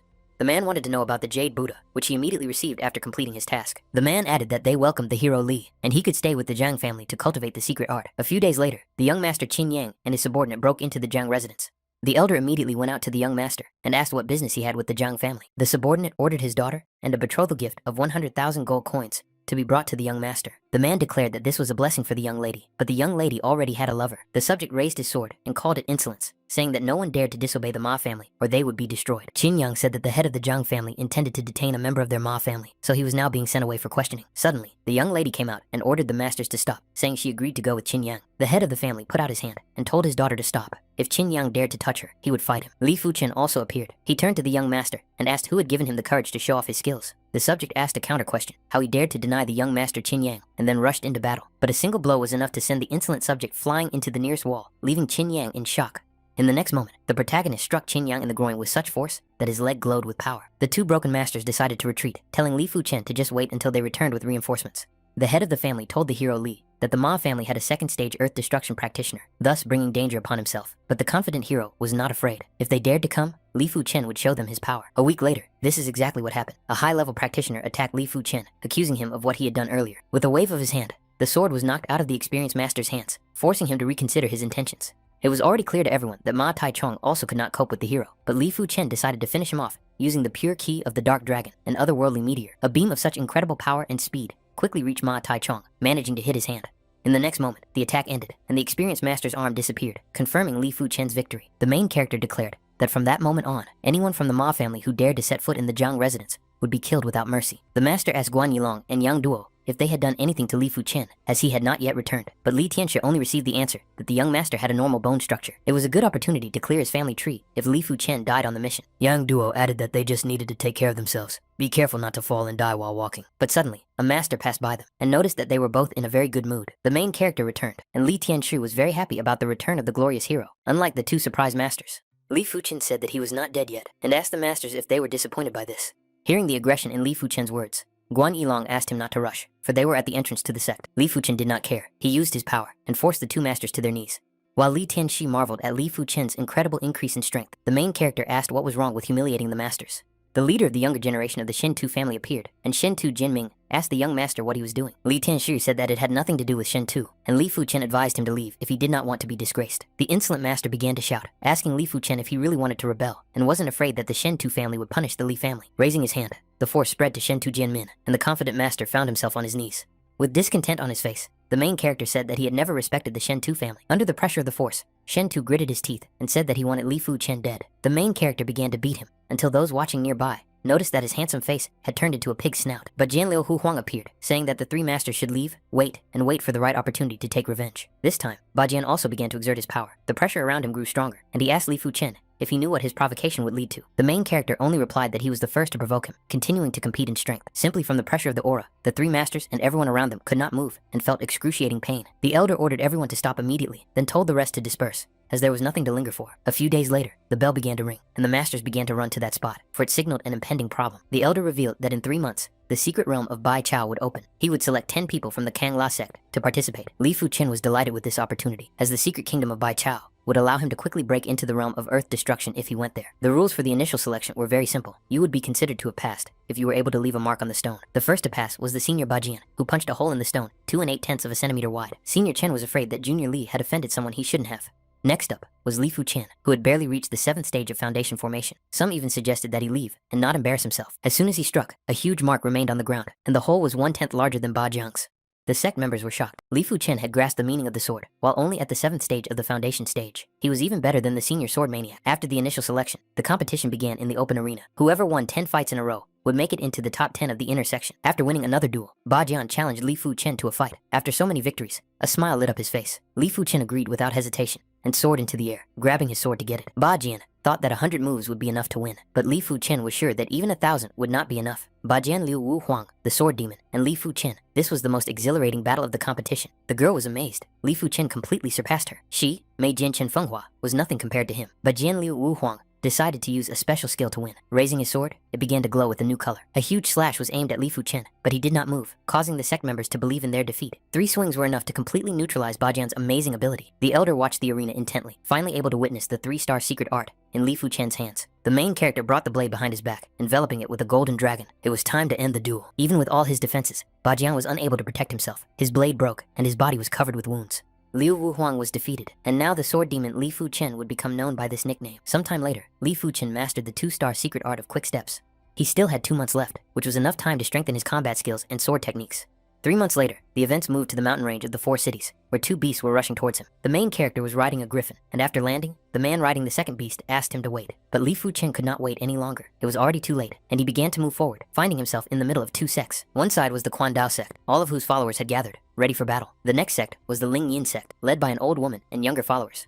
The Tiansha sect was also there. The main character noticed Yan Qingwu, who had already reached the 9th stage of the foundation stage. Li Fu Chen understood that the girl had already grasped the meaning of the knife. She definitely had a 6-star bone skeleton. One of the masters turned to Yan Qingwu and asked the girl if someone from the Kangla sect had offended her. This master was the son of the sect leader, and he offered to take care of whoever had done it. But the girl asked him not to stick his nose where it didn't belong. The sect leader called everyone a bunch of useless trash and ordered the disciples of the Tiansha sect to kill anyone who stood in their way. The head of the Quan Dao sect also said that if they encountered anyone from the Tiansha sect, they should destroy them without delay. The elder revealed that this was a feud between sects. After entering the secret realm of Bai Chao, each of the sect members would be sent to a specific location, where they would need to be wary of certain people. In the Quan Dao sect, the one who looks like a ghost and wields a large sword is the internal leader, Feng Dao Danhai. If they encounter him, it would be best not to confront this monster. Another leader is the inner disciple, the young master Dao Mu Yu. He killed a 3rd stage practitioner of the earth destruction realm. The girl behind him was also a prominent master, Ye Hua, a master illusionist. Li Fu Chen said that even if they are strong, they are still human beings. Nothing is certain except death and taxes, so there is no need to raise the morale of others. The elder considered these words wise, after which he turned to the disciples of the Kang La sect and said that if they were forced to enter the battle, they must show the skill of the Kang La sect. A wooden gate rose from the ground, a bright portal lit up inside it, and the sign said, Bai Chao. Senior Chen and another sect member were making their way through the woods when her ally was suddenly attacked. Her comrade soon died, and an enemy appeared before her, leaving the elder with nowhere to run. The man with a large scar on his face and 3 iron claws was from the Tiansha sect. Zhao Gui Zhengshu. Senior Lu, who was at the peak of the foundation stage, fell with a single blow, leaving Chen with no choice but to fight. The man gave her an ultimatum. If she undressed and served him until he was satisfied, then he would not torture her, but simply let her have a good time. This quickly dampened her fighting spirit as Zhao Gui continued to approach her, repeating that she should surrender. Li Fu Chen was on a rock nearby, and, noticing this, asked the senior if she needed help. Zhao Gui immediately recognized him as Li Fu Chen, the chief disciple of the Kang La sect. The enemy understood that Li Fu Chen was probably weak because of his 7th stage of foundation cultivation, but the main character showed 3 fingers and said that to kill him, he only needed 3 skills.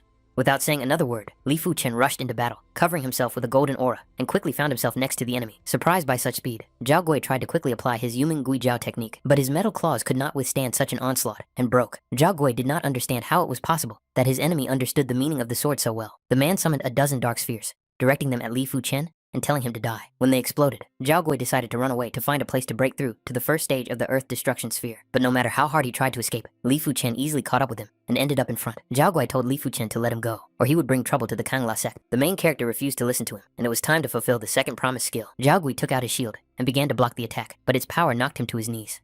The main character crouched down and said that he was going to use the third skill, during which Zhao Gui would die. The next moment, the warrior's head was on the ground, and he saw only his headless body standing there. Senior Chen admired Li Fuchen, because in just 3 months, the younger Li's strength had increased so much. Nearby, a third-level magical beast was sleeping on the ground, a large red beast, and next to it was a stone with a flower growing on it. Senior Chen realized that this was the fruit of the earth, which allowed a practitioner of the 9th stage of the foundation stage to break through to the first stage of the earth destruction realm. The red beast sensed the unwanted guests, woke up, turned around, and growled at the masters. The main character asked the elder to step aside, then rushed forward, creating the illusion of a golden dragon behind him. Li Fuchen's sword began to sparkle, and the beast decided to attack, also glowing with red light. But the main character dodged the enemy's paws, then rushed forward and pierced the beast's body. The monster did not die, but continued to attack. This time each attack was unsuccessful, and Li Fuchen easily circled around the monster. The beast fell, and the main character landed gracefully on the ground to finally pick up the flower. Li Fuchen gave the fruit of the earth to the elder. With its help, she would be able to break through into the sphere of destruction of the earth. The main character said that there were 6 days left, and they weren't sure if they could find another one, but the elder's breakthrough was very important. Closer to nightfall, the elder Chen created a whirlwind of her power, and finally broke through to the sphere of destruction. At the same time, Liao Wushuan, Xiaobi Li, Bai Tao, and Lin Wangqing from the Kangla sect also broke through to the realm of earth destruction. Meanwhile, the Guangdao sect and Lin Ying had 6 people left, attacking the remaining 8. Yan Qingwu was fighting the master at that moment, telling him that the first stage of the earth destruction realm was not enough to deal with her. Suddenly, the girl split into 3 illusions of herself, surprising the master, who did not understand what this secret technique was. The warrior attacked the eldest Chen, continuing to beat her while laughing at her skills. When the girl retreated far enough, she gave a signal, after which the main character appeared behind her. The main character jumped so high that he was right above the enemy and accelerated during flight. The enemy blocked Li Fuchen's attack and called his opponents 2 small ants. Suddenly, the master unleashed his power, and tongues of dark energy began to appear around him, stunning his enemies.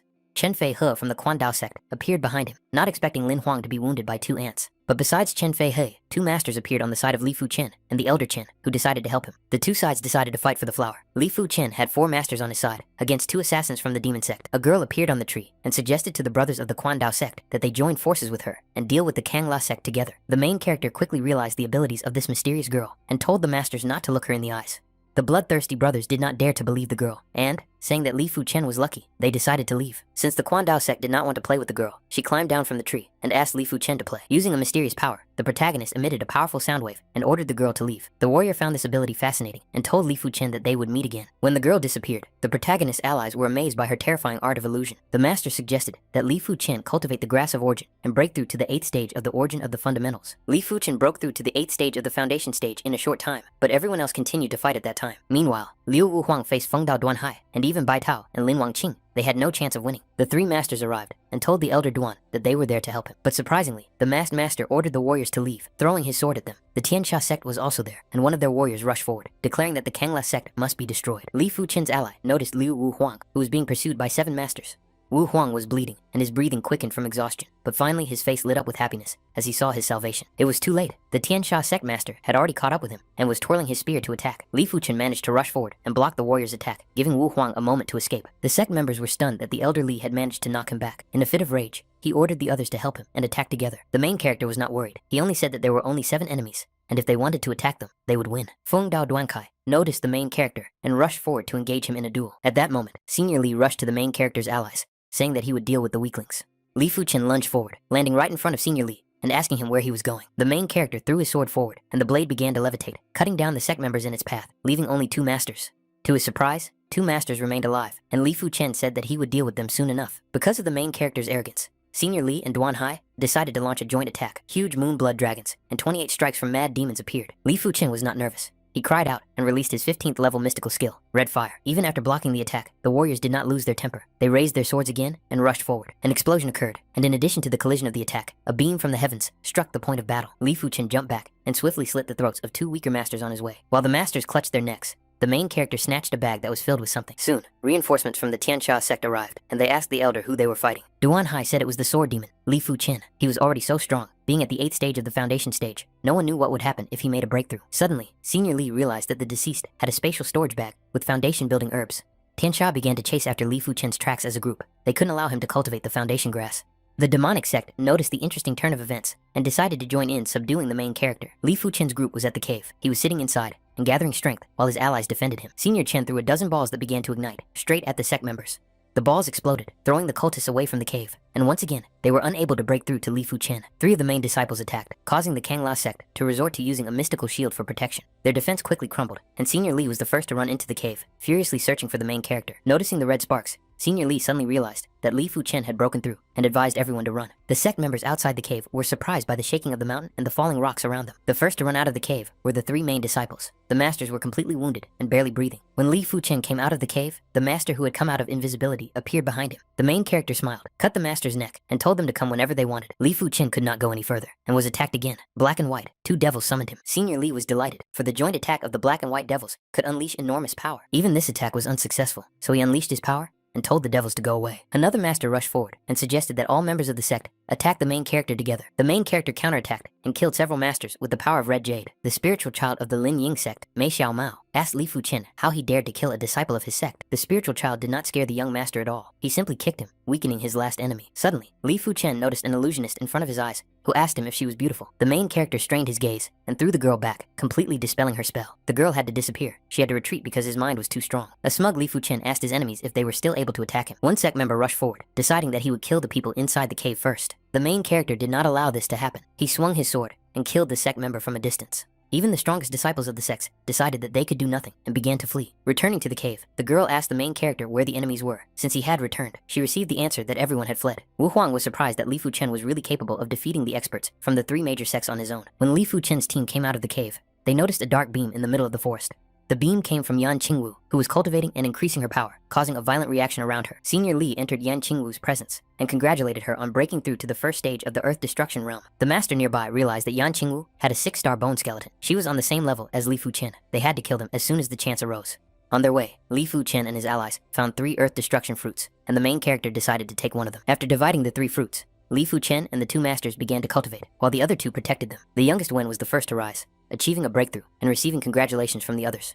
The second to achieve a breakthrough was Wu Huang. A purple snake appeared above him, and he considered himself stronger than Li Fu Chen. But an even larger golden dragon appeared next to him, signifying the breakthrough of the main character. The elder Chen was interested in how strong the younger Li was now. If he was at the first stage of the sphere of Earth Destruction, the main character declared that he could kill each of his former enemies with a single blow. Li Fu Chen heard someone's voice, and it turned out that the sect had decided to attack the main character's group again. The main character asked them to leave before they ruined his mood, otherwise they would face death. Senior Li was afraid that Li Fu Chen had broken through to the first stage of the Earth Destruction realm, but they had 6 practitioners of the second stage of the Earth Destruction realm and 4 practitioners of the first stage. Releasing all his auras, Senior Li was confident of victory and challenged Li Fu Chen to a fight. Wu Huang was also ready for battle, telling his enemies not to be arrogant just because they had more people. In the next second, the main character summoned a golden dragon, which unleashed its wrath on the sect. The energy of Li Fu Chen's golden dragon reached terrifying temperatures, burning his enemies. The main character told his enemies to die, then released a huge burst of energy. Li Fu Chen's classic strike was so powerful that he managed to defeat 2 sect members. Senior Li was surprised that his palm was so powerful, after which he told everyone to leave. The heavenly child began to run away, but Li Fu Chen appeared behind him and reminded him that there was no point in running away. While everyone was running away, only Yan Qingwu decided to go to the main character, leaving him with the question of why she was still there. The girl said that he had killed 3 people, as he had killed the disciples of all 3 sects, and the Kang La sect would not be able to protect him. The main character asked the girl if she was afraid that he would kill her too, while she was standing in front of him. Yan Qingwu understood that she was no match for Li Fu Chen, but if she wanted to leave, he would not be able to stop her. Immediately after that, the girl split into 4 illusions and gradually disappeared. For the next 3 days, Li Fu Chen and the others searched for medicinal herbs at their leisure. Luck did not turn away from Li Fu Chen, as he was able to find 1 bunch of 3-star rainbow glass grapes and above, with which he could improve his bone skeleton by 1 level. So Li Fu Chen was able to improve his skeleton to 1 star. Soon, the disciples had to go out, and Elder Quan Dao, Hao Lianhu, Elder Tian Sha, Wei Yiping, and Elder Lin Ying, Lao Yu argued about whose group would be the largest. All sects, except for Can La, were the first to leave. Members of each sect were wounded, and not all of them returned. The elders were shocked. Only 3 people remained from the Quan Dao sect, 13 people left the Tian Sha sect, and only 5 of them survived, while only 5 people remained in the Ling Yin sect. The Kang La sect finally came out of the gate, and 6 of them survived, their bodies perfectly healthy. Elder Hao was delighted that his Kang La sect had won, but suddenly he heard that Li Fu Chen had killed many disciples.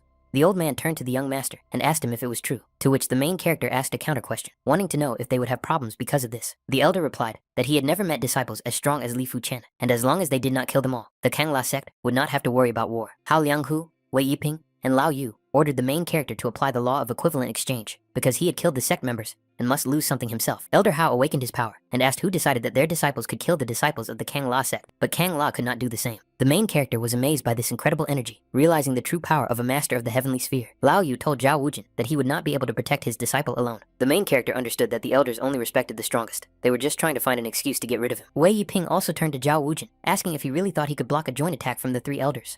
Immediately after these words, the 3 elders unleashed their amazing skills, aimed at the head of the Kang La sect. Kang La's art blocked all of these pathetic attacks. The elders couldn't believe that this art had advanced to the 19th stage.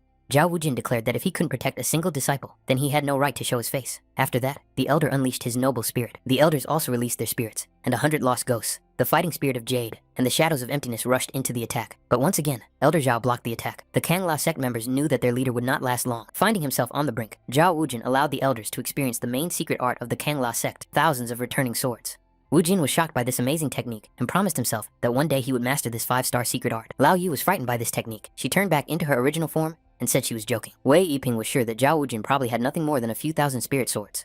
But realizing that he couldn't take such a risk, Wei Yiping asked the elder to settle the dispute next time. Turning around, Zhao Wujin said that they would meet again next time, and now it was time for them to leave. When Li Fuchen returned to the Kang La sect, he exchanged everything he had collected for contribution points. The next day, he broke into the first floor of the Passerby Tower, successfully becoming one of the outstanding Golden Direct disciples, in exchange for one of the sect's 3rd-rank martial arts, the Heavenly Flame Technique. In 3 days, he turned the 13th level Heavenly Flame Technique and one 15th level technique, the Art of Red Fire, into contribution points. He also exchanged for an additional lower level mystical sword art. The Art of the Shining Sword was finally mastered by the main character, and he could finally return home. In the city of Cloud Mist, the residence of Li, the girl begged the clan elders to help her father, Xiao Dai. The elder replied that Xiao Dai's father was to blame. This senseless backstory of Shen Tulan, even if he was beaten to death, no one was to blame. The man clenched his fist, realizing that the elder had taken a bribe and had no intention of helping from the start. The girl calmed him down, saying that news had come from the Kang La sect. Li Fu Chen had reached the 7th stage of the foundation stage, and in a few years, when he returned, the Li family would be on the right path. The main character arrived at the Li residence, and the guards asked who he was, but Li Fu Chen asked them to open their eyes. Li Fuchen brought his father into the hall and sat him in the seat of the Li family elder. The elder went inside and asked Li Tianhan why he was sitting in the clan elder's seat. Tianhan asked the elder why he, as the clan elder, had forced Xiao Dai to marry. Her father was beaten to death because he did not agree, but instead of helping, he helped strangers. The main character joined the conversation and declared that the Li clan elder was now changing. The elder shouted and called the main character a bastard, saying he should die for such insolence. Li Fuchen believed that the elder was overestimating himself, after which he activated his abilities and forced him to his knees. Another old man appeared and asked the main character how he dared to act so freely. The old man fell to his knees when he realized that Li Fuchen had reached the 1st stage of the Earth Destruction Realm, and his power far surpassed theirs. As soon as the elder agreed to relinquish his position, someone entered and declared that Elder Kang La Tieshan could not be expelled. It was Ya Yizhu, a disciple of the city lord Yin Fen. She was also Li Tieshan's future daughter-in-law. Her cousin Xiang Tianqiang was the one who became Bai Yin's disciple. The main character didn't want to listen to this nonsense anymore, so he shot a small part of his energy from his hand, causing Ya Yizhu to fall. Li Fuchen said that she dared not threaten him, being a mere disciple of Bai Yin. Now it was time for Li Fuchen's father to rule the Li family, and the 2 greedy old men were killed by the main character. How dare the Shen Tu family intimidate his Li family? They deserve to die. When Li Fuchen left the building, Xiao Dai was in front of him. Grabbing the girl by the shoulder, the main character jumped into the air. The girl was happy that Fuchen had finally come to his senses. The main character burst into the city lord's residence, telling Shen Tu Liang to drag his ass over to him to receive his deserved punishment. 3 guards immediately rushed to attack, asking the protagonist how he dared to enter the city lord's residence with such an arrogant attitude. Li Fuchen used a piece of the guard's sword and threw it at the warrior's neck, killing him on the spot. The 1st stage practitioner of the Earth Destruction Realm was instantly killed. Li Fuchen declared that he would kill anyone who dared to take another step. The city lord came out of the residence and said that Shen Tu Liang was already his subordinate. The main character just wanted to know who Shen Tu Liang was, but the guy believed in himself because his cousin was at the 5th stage of the Earth Destruction Realm, and what's more, he was the lord of the city of Cloud Mist. Shen Tu Liang decided to break the silence, saying that he was wrong in this situation, but Xiao Dai had seduced him. The next moment, the main character swung his sword, and Shen Tu Liang's head fell from his shoulders. The city lord used the mystical art of Red Fire, level 14, preparing for battle. The closed sword technique clashed with the blade wielded by the main character. The closed sword fully opened, covering Li Fuchen with dozens of crystal cuts. The attack hit the main character and threw him back, flying right through Xiao Dai. Li Fuchen got up, wiped the dirt from his face, and said that it was no surprise that the city lord was at the 5th stage of the Earth Destruction Realm. The city lord rushed forward and said that today he would show the main character the difference in their powers. But all the city lord's delusions were useless, as Li Fuchen had not yet used his power. The main character stretched out his palm and released such a powerful beam that it eclipsed the lord. The guards, who were still alive, were surprised that the city lord had lost. No one knew about such a strong member of the Li family. The main character raised the token and declared that he was a Golden Direct disciple. From that day on, Li Fuchen stripped Shen Tu Jianhan of his position as City Lord of Cloud Mist. In 3 days, the Shen Tu family must leave the residence. Anyone found in violation of this will be killed. In just 1 day, Li Fuchen, who had just become a golden direct disciple, expelled the city lord and clan elder of the corrupt Li family. The news that he had seriously injured Shen Tu Jianhuan spread throughout the city of Cloud Mist. Many young people began to revere Li Fuchen. At night, the Guan family, the Yang family, and the Shen Tu family left the city of Cloud Mist, fearing the wrath of the golden disciple. In Yinfeng City, the residence of the city lord, a girl came to her uncle and said that Li Fuchen was too arrogant, demanding protection. The lord replied that tomorrow they would go together to Li Fuchen to offer a sincere apology. As soon as the girl was surprised by these words, a young master appeared and told her that she was too reckless. Tian Chang said that direct disciples had a certain rank. Li Fuchen was a golden direct disciple. He could even expel some city lords. There were many people who tried to flatter him, but instead, some tried to insult Li Fuchen. The girl accepted it after all, and she turned to her uncle and cousin, saying that she had been wrong all this time. Since then, the Li family has received a mountain of gifts. The Li family has now risen to power in the city of Cloud Mist. The main character was about to set off, telling his relatives that he did not know when he would return home. Currently, the Li family is at the top. His father and mother will take care of Xiao Dai, especially since Li Fuchen gave them a huge number of secret scrolls and pills. Li Fuchen doesn't have to worry about his family. He was finally able to return to the Kangla sect, while the Li family continues to grow. His soul has turned light blue. The main character's power of understanding has also increased. Li Fuchen did not want to let the golden talisman down. Where there is good, there is also evil. Evil factions devoured people under the jurisdiction of the Kangla sect. As soon as Li Fuchen returned to the Kangla sect, he used his terrifying power of understanding to master the Shadow Wind, Shadow Step, and Iron Hands. Later, after mastering the sword storage technique, he achieved 7 types of low-level mythical class sword fighting skills, and 3 types of low-level mythical class sword mastery. While the protagonist was drinking tea, the sect member entered the room and was invited to sit down. It was the elder Xiang who told him about the evil factions that were causing riots. Li Fuchen heard about them for the first time and asked Xiang if the master wanted him to take on the mission to destroy them. A few days later, the disciples arrived at the Shenfen Hall, the 7th branch. The main disciples hunted down many villains. Their deeds would be recorded, and they would be rewarded with contribution points based on their results. The senior turned to Li Fuchen and advised him to stay away from the junior Chen Fanghua. Li Fuchen didn't understand why the master was so arrogant, but he replied that he was now stronger than the main character. Senior Xiang asked him to be careful, as Jiang Kuo Mei was at the 3rd stage of the Earth Destruction Realm, but even that rank did not scare Li Fuchen. Jiang Kuo said that the main character was talking too loudly, after which he rushed forward. Jiang Guo approached Li Fuchen, then unleashed dozens of palm strikes. The young master lunged behind him, reminding the master that he was not strong enough. In the next moment, the main character and Jiang Guo collided with their blows, creating a flash with their palms. Jiang Kuo continued to attack, but each of his swings missed, seeing only the smiling Li Fuchen in front of him. When the protagonist's shadow disappeared, he found himself on a tree. Jiang Kuo was surprised that the young master had mastered quick steps. He was sure that Li Fuchen couldn't be faster than his sword, but even as he swung it, the main character disappeared again. Li Fuchen was behind him again and struck him in the back, saying that Jiang Kuo couldn't keep up with him at all. The ceremony was beginning, and the sectarians did not care why they were fighting, for the bell had already rung. The scouts had reports of evil groups. The warriors would finally have a chance to prove themselves right. Among the warriors was a popular man, the insensitive sword, Senior Shui Feng. Li Fuchen knew only 5 people with an aura as powerful as the insensitive sword. The organizer announced that the demonstration was about to begin, and the warriors needed to gather quickly. The battlefield began to turn red. Dozens of zombies, like dozens of warriors, had already died. The main character fought the dead man, who couldn't even get close because of the golden dragon. The dead man waved his hand, his claws creating a magical splash of ranged combat to finally hit the enemy. The main character aimed his sword at the dead man, shooting him with a burst of power that split his body in 2. Li Fuchen noticed that the heavenly insensitive sword was surrounded by 3 dead men. He was facing 3 monsters at the 5th stage of the Earth Destruction Sphere alone, and Li Fuchen wanted to help him. But the insensitive sword only created wings for itself, which managed to hit 3 enemies in 1 attack. The 4th dead man was in the sky, directing all his power into a single strike, but all that power did not reach the insensitive sword, and the zombie was cut into many pieces. The main character was frightened by such terrifying sword art. The power of the insensitive sword was truly amazing. Soon, the conversation returned to Li Fuchen, a master at the 1st stage of the Earth Destruction Realm. He was capable of easily defeating an opponent at the 6th stage of the Earth Destruction Realm. He was one of the 2 strongest disciples. The 2 strongest disciples of the Kangla sect attacked the leader of the demon faction, who was afraid of dying. The demon leader turned to the warrior behind him and asked Selao to help him, but in return, he demanded 5 million gold coins. The elders realized that Selao was at the level of a heavenly sphere practitioner. People began to flee from the top. Selao continued to kill, and people begged for help. The demon soared into the air and waved his hand, creating a wave of energy, hoping that everyone in front of him would die. One of the masters stepped forward and decided to protect the disciples by taking on Selao's attack. The attack was successfully dispelled, but in the process of blocking it, the sect members were seriously injured. The sect members rejoiced, as did the deputy head of the hall, Liu, who was also at the heavenly sphere stage. Selao realized that he would not be able to earn 5 million gold coins, so he simply wanted to kill 5 more disciples. Li Fuchen managed to jump high, but a sadder fate befell the other cultists.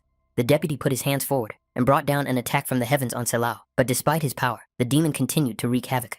The demon decided to flee, saying that there was no need to see him off, for he would return for his head. Despite destroying the demon faction, Shen Feng's hall suffered heavy losses.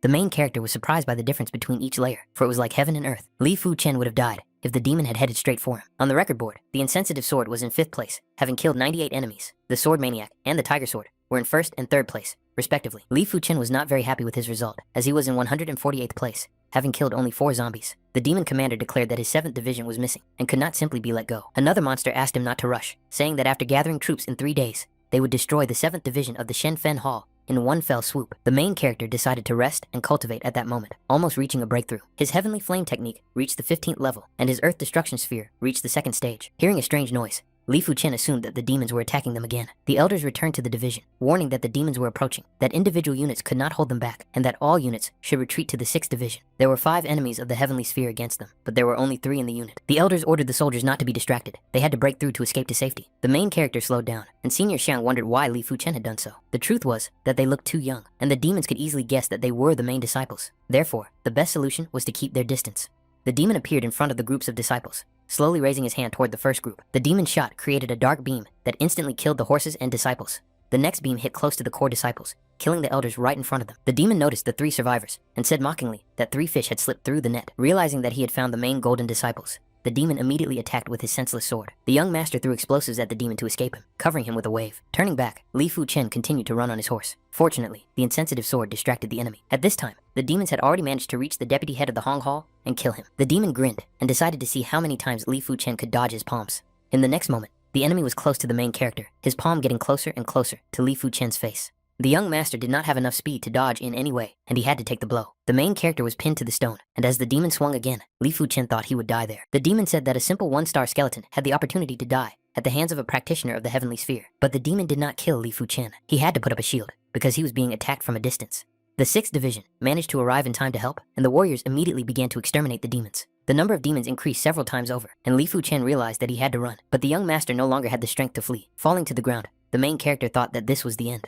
An elder appeared in the air, his aura covering the battlefield, and he shouted, asking who dared to invade the territory of the Shen Fen Hall. The patrol elder unleashed his wrath on the demons, firing a volley of magic shots at them. Li Fuchen was barely conscious, but he managed to witness the patrol elder's astonishing power. A few days later, Ouyang Wentian announced that the demons had destroyed the 7th division, killing many of the core disciples. The patriarch of the Kangla sect decided to launch an operation to destroy the demons. On the same day, the Kangla sect sent several masters of the realm of rebirth, at which time Li Fuchen regained consciousness and continued to cultivate. They destroyed 15 demon divisions in the Kangla area. The masters of the realm of rebirth wanted to kill all the demons in the Kangla area, but a small number left the area. A week later, Li Fuchen successfully passed the 2nd level of the main disciple's trial tower, and the insensitive sword reached the 3rd level. The main character exchanged the secret 3-star technique, along with the high-level sword art Xuan, and after cultivating for some time, he decided to go outside to practice in order to become stronger. Li Fuchen came to the hall of the main disciples and told Elder Zhao that he wanted to train in the outside world in order to improve as quickly as possible. Since the young master's heart was set on this, the elder decided to give him 3 arrows that repel evil, which could save him if he encountered powerful enemies. Half a month later, Li Fuchen took a horse and rushed into the outside world, exploring the plains of Baijian. The elder watched his student ride away, saying that he would walk the rest of the way alone. The main character assumed a disguise while he wandered in the city of flying knives. The man accepted him, for which he received gratitude from Li Fuchen. There were masters in every sect here, and the disguise was extremely helpful. Otherwise, the encounter with enemies would not have ended well. As the main character walked down the street, a homeless boy approached Li Fuchen, greeting the master practitioner. The main character threw a gold coin to the boy, asking him to take the master to some interesting place. The boy thanked the master, saying his name was Xiao Kong, and he wanted to take him to the old treasure street, where he could try his luck. On that very street, there were dozens of shops with all kinds of goods, the prices of which were extremely inflated. Li Fuchen came to the Fei Dao Guwu store with old treasures and was intrigued by a shiny skeleton in the shop. Xiao Kong asked the main character not to pay attention to the treasure shop because everything in that shop was a scam. Li Fuchen wanted to know about Xiao Kong's family. The boy revealed that he had a younger sister and that their parents were powerful practitioners, but they had not returned. The main character suggested that the boy go check on his sister, but Xiao Kong said that he had to keep his word. Taking the gold coin, the boy wanted to finish his job. Li Fuchen sent Xiao Kong to his sister, saying that he would visit them soon. The main character still decided to go into the treasure shop, looking at the crystals lying on the counter. The salesman said that Li Fuchen had a keen eye. He was looking at some weapons from dangerous lands, which usually sold for 1,000 gold coins, but would only cost the master 100. Although the price was cheap, the main character understood that it was a man-made fake. Suddenly, the young master became interested in one piece of metal, a small green piece of iron that felt strange in his hands. Just by holding this amazing metal in his hands, the main character found himself in another dimension. Immediately regaining consciousness, Li Fuchen smiled, assuming that this metal could be part of a die-level weapon. The master decided to take this piece of metal, and the seller was disappointed because he considered it to be bad metal, so he allowed him to take it for free. While Xiao Kong was returning home, some poor people attacked him. Noticing that the guy had bought food, they realized he had money and attacked him. The buns were trampled, so the bullies took the last thing Xiao Kong had left in his hands. Shao Kahn said that Luo Ge could take everything, but at least leave the medicine that belonged to his sister alone. Li Fu Chen appeared next to them, calling them poor people, and asking why they were bullying someone like him. Shao Kahn continued to cry, telling the master practitioner that they had ruined his sister's medicine. Li Fu Chen said he would give him back the silver coins and some money for medicine. The bullies decided to leave for now, and returned to Shao Kahn when the practitioner left. The young master turned around and used his strength to throw the bully to the ground, saying that he had not given them permission to leave. The main character reached out to Shao Kahn, offering to visit his sister, which quickly calmed the boy down. Shao Kahn and his sister live in a very damaged house, and because they are malnourished, they are often sick, but with Li Fu Chen's pills, they quickly recovered. After that, Li Fu Chen threw a real feast for the two of them, and then sent them to a restaurant in the city of Shuishe. On the old treasure street, the young master of the Ma family and brother Li tried to find precious things. Brother Li suggested a little treasure hunt competition, when suddenly he sensed the passing master. Thinking that it was the main character, the elder Li turned around and ordered the soldiers to seize him. The main character turned around and asked the craftsmen if they needed anything. He deliberately made a surprised face to divert suspicion from himself. Practitioner Ma was surprised that this man had angered Senior Li, but Senior Li said he had made a mistake. As soon as Li Fu Chen moved away from the masters, he rushed forward to escape before he was exposed. Senior Li noticed the protagonist running away, so he realized it was a disguise, and asked Li Wushu to catch him. Soon, a poster appeared on the walls with Li Fu Chen's face and a wanted notice. Several masters headed for the residence, breaking a stone lion statue on their way. The guards asked the masters who they were to act so presumptuously on the Ma family's property. The masters turned out to be the elder of the internal sect of Kan La and his two guards. The elder was angry that the Ma family had dared to include their disciple on the wanted list. The eldest member of the Ma family told the disciple never to associate with the major sects again, for they could not afford to anger them. Li Fu Chen was drinking water from a stream when he suddenly sensed someone's presence and sharpened his senses. The main character climbed a tree as someone approached. A certain master was chasing Fan Chen Song and Fan Chen Yu. Fan Chen Yu said that they would not have run if the master had not poisoned them beforehand. The guy said that victory was the only thing that mattered. What he was saying now didn't matter. The Yin sect and the Tianxia sect were at the peak of their development, but both sides were at the 8th stage of the Earth Destruction realm. The despicable master continued to mock the weakened sect members, while Li Fu Chen pondered whether he should help them. Just as the master began to hope for victory, the protagonist appeared before him, preparing to attack. Li Fu Chen lunged forward, breaking the master's blade in his path and cutting his body in the process.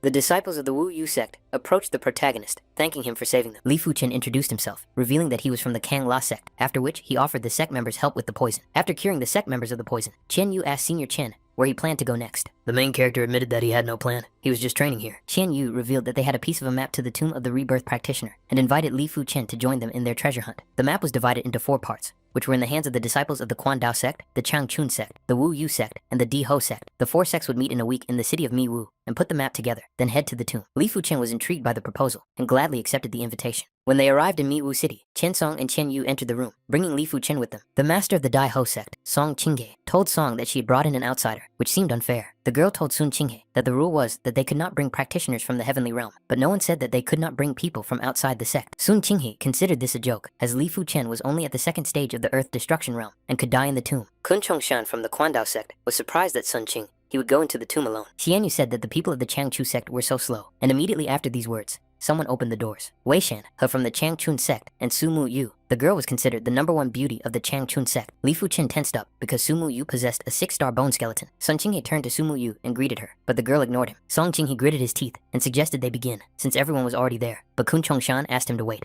He added that he had invited the main disciples of the Tianxia sect to join them. As soon as Senior Li entered, he shouted Li Fu Chen's name and ordered him to show himself. Since the masters had already guessed his disguise, the main character had to take off his mask. Tian Song and Qian Yu were both surprised. Li Fu Chen turned out to be very young, and he was one of the most talented people they had ever seen. The senior sect member, Tian Sha, was enraged. He had finally seen the very Li Fu Chen who had killed many of his disciples. The next second, there was a loud crash inside the building, and Tian Sha attacked the main character, breaking through the wall. Tian Sung stated that this man was at the 8th stage of the Earth Destruction realm, and they had to help Li Fu Chen. Tian Yu convinced her that they should not help, because Li Fu Chen had to deal with this himself. Senior Li did not believe what was happening, and he kept asking himself the same question. How could Li Fu Chen be so strong? Su Mu Yu drank tea at this time, saying that the understanding of the sword at the middle stage of the Zhuan level was indeed strong. The sect member Tian Sha continued to swing his weapon, never once hitting Li Fu Chen. The master used 18 stone tornado strikes, putting all his strength into the attack to defeat Li Fu Chen. Qian Yu asked the Tianxia sect to calm down, and he had to join the fight, stopping the master's weapon. Senior Li turned to Kun Chongshan, saying that Li Fu Chen had also killed many disciples of the Quan Dao sect, including the spiritual child, Jian Xiaomao. Chongshan was shocked and asked the main character if there was any truth in these words. As soon as Li Fu Chen confirmed the authenticity of these words, Chongshan rushed into battle, wishing death upon the main character. Qian Yu tried his best to block the enemy's attacks and help the main character. The battle was not coming to an end, and Qian Song sided with Li Fu Chen, just as the elderly sided with the enemies. The main character picked up a small piece of metal, and Qian Yu noticed it. It was the weapon he had used to kill the disciple of the Yin Yi sect. Su Mu Yu spread her wings and the entire battlefield changed color. She was going to kill anyone who dared to take even a step. Wei Shanhan would have said this to Su if they really had no desire to die. Song Qinghe also decided to take action, telling everyone that since they had grievances against each other, they could fight whoever they wanted as soon as they reached the burial site. Both sides decided to reach a truce for a while, and Su Mu Yu suggested moving forward. Soon, the warriors found themselves at the lost misty grave, eager to reach the treasures as quickly as possible. Suddenly, they noticed a bat, which, judging by its appearance, had already turned into a demon. Su Mu Yu lunged forward, her blade cutting through the bat with one swift movement. The girl possessed enormous strength. Although she was only at the 4th stage of the Earth Destruction realm, her power was already comparable to that of an insensitive sword. The path ahead was safer, the entrance was very close, and the warriors found themselves right in front of it. As soon as they wanted to go inside, the main character asked Chen Yu to kill his enemies first. Li Fuchen turned to Kun Chongshang, throwing a dozen smoke shells at him. The others tried to open the doors to the tomb. Su Mu Yu noticed the battle behind her, but did not pay much attention to it. As the smoke continued to dissipate, the enemies noticed that the main character was using a shield. Senior Li said he would kill Li Fuchen, but judging by the appearance of the masters, they were all wounded. Apart from the battle, the gates to the tomb began to open by themselves, emitting an extremely bright light. Because of the open gates, Li Fuchen and the others covered their eyes, as the gates were too bright. The next moment, Li Fuchen found himself inside the dungeon, but there was no one around him. There was a chandelier on the roof, which suddenly shot blue fire at the main character. At first, Li Fuchen wanted to block this attack, but decided to dodge instead, as it was the blood of a 6th-level blue flame beast. Even masters of the realm of rebirth would not be able to escape it, so blocking it would be useless. On his way, Li Fuchen noticed a gate. He thought there were treasures inside, and headed there. Approaching the gate, the protagonist noticed that instead of a passage, there was an impenetrable barrier. Li Fuchen put his hand behind his back, filling it with power, intending to break through the barrier with martial arts. But his blow left only a small dent in the barrier, and the protagonist's hand began to ache. The main character thought that this was a test of the martial arts master's intentions. The master decided to take up his sword. A golden trail remained after the sword swing, and this blow managed to cut through the mysterious barrier. The sectarian Tian Sha also tried to break such a wall, but he did not have enough strength to break through such a dense barrier. Suddenly, a golden beam struck him, piercing his chest. It was an attack by Li Fuchen. As soon as the master turned to his enemy, the main character struck him with his sword. The guy told Li Fuchen that the Tian Sha sect would not let him go if he dared to kill the Tian Sha master. The main character continued to rush forward, because the Tian Sha sect would not let him go, even if he left the master alive. Li Fuchen attacked anyway, and after each cut on his body, he said that he was sorry, and if Li Fuchen let him go, he would never oppose him again. The young master finished off the sect member, whose corpse fell to the ground, and he began to sheathe his sword. Li Fuchen used his power on the sect member's corpse, and obtained a bag containing starstones. This life pool technique could be useful. It could save a person in a difficult situation, but in exchange, it would shorten their lifespan. The sect member was not actually dead. His eyes were covered with black flowers, running through the veins on his face.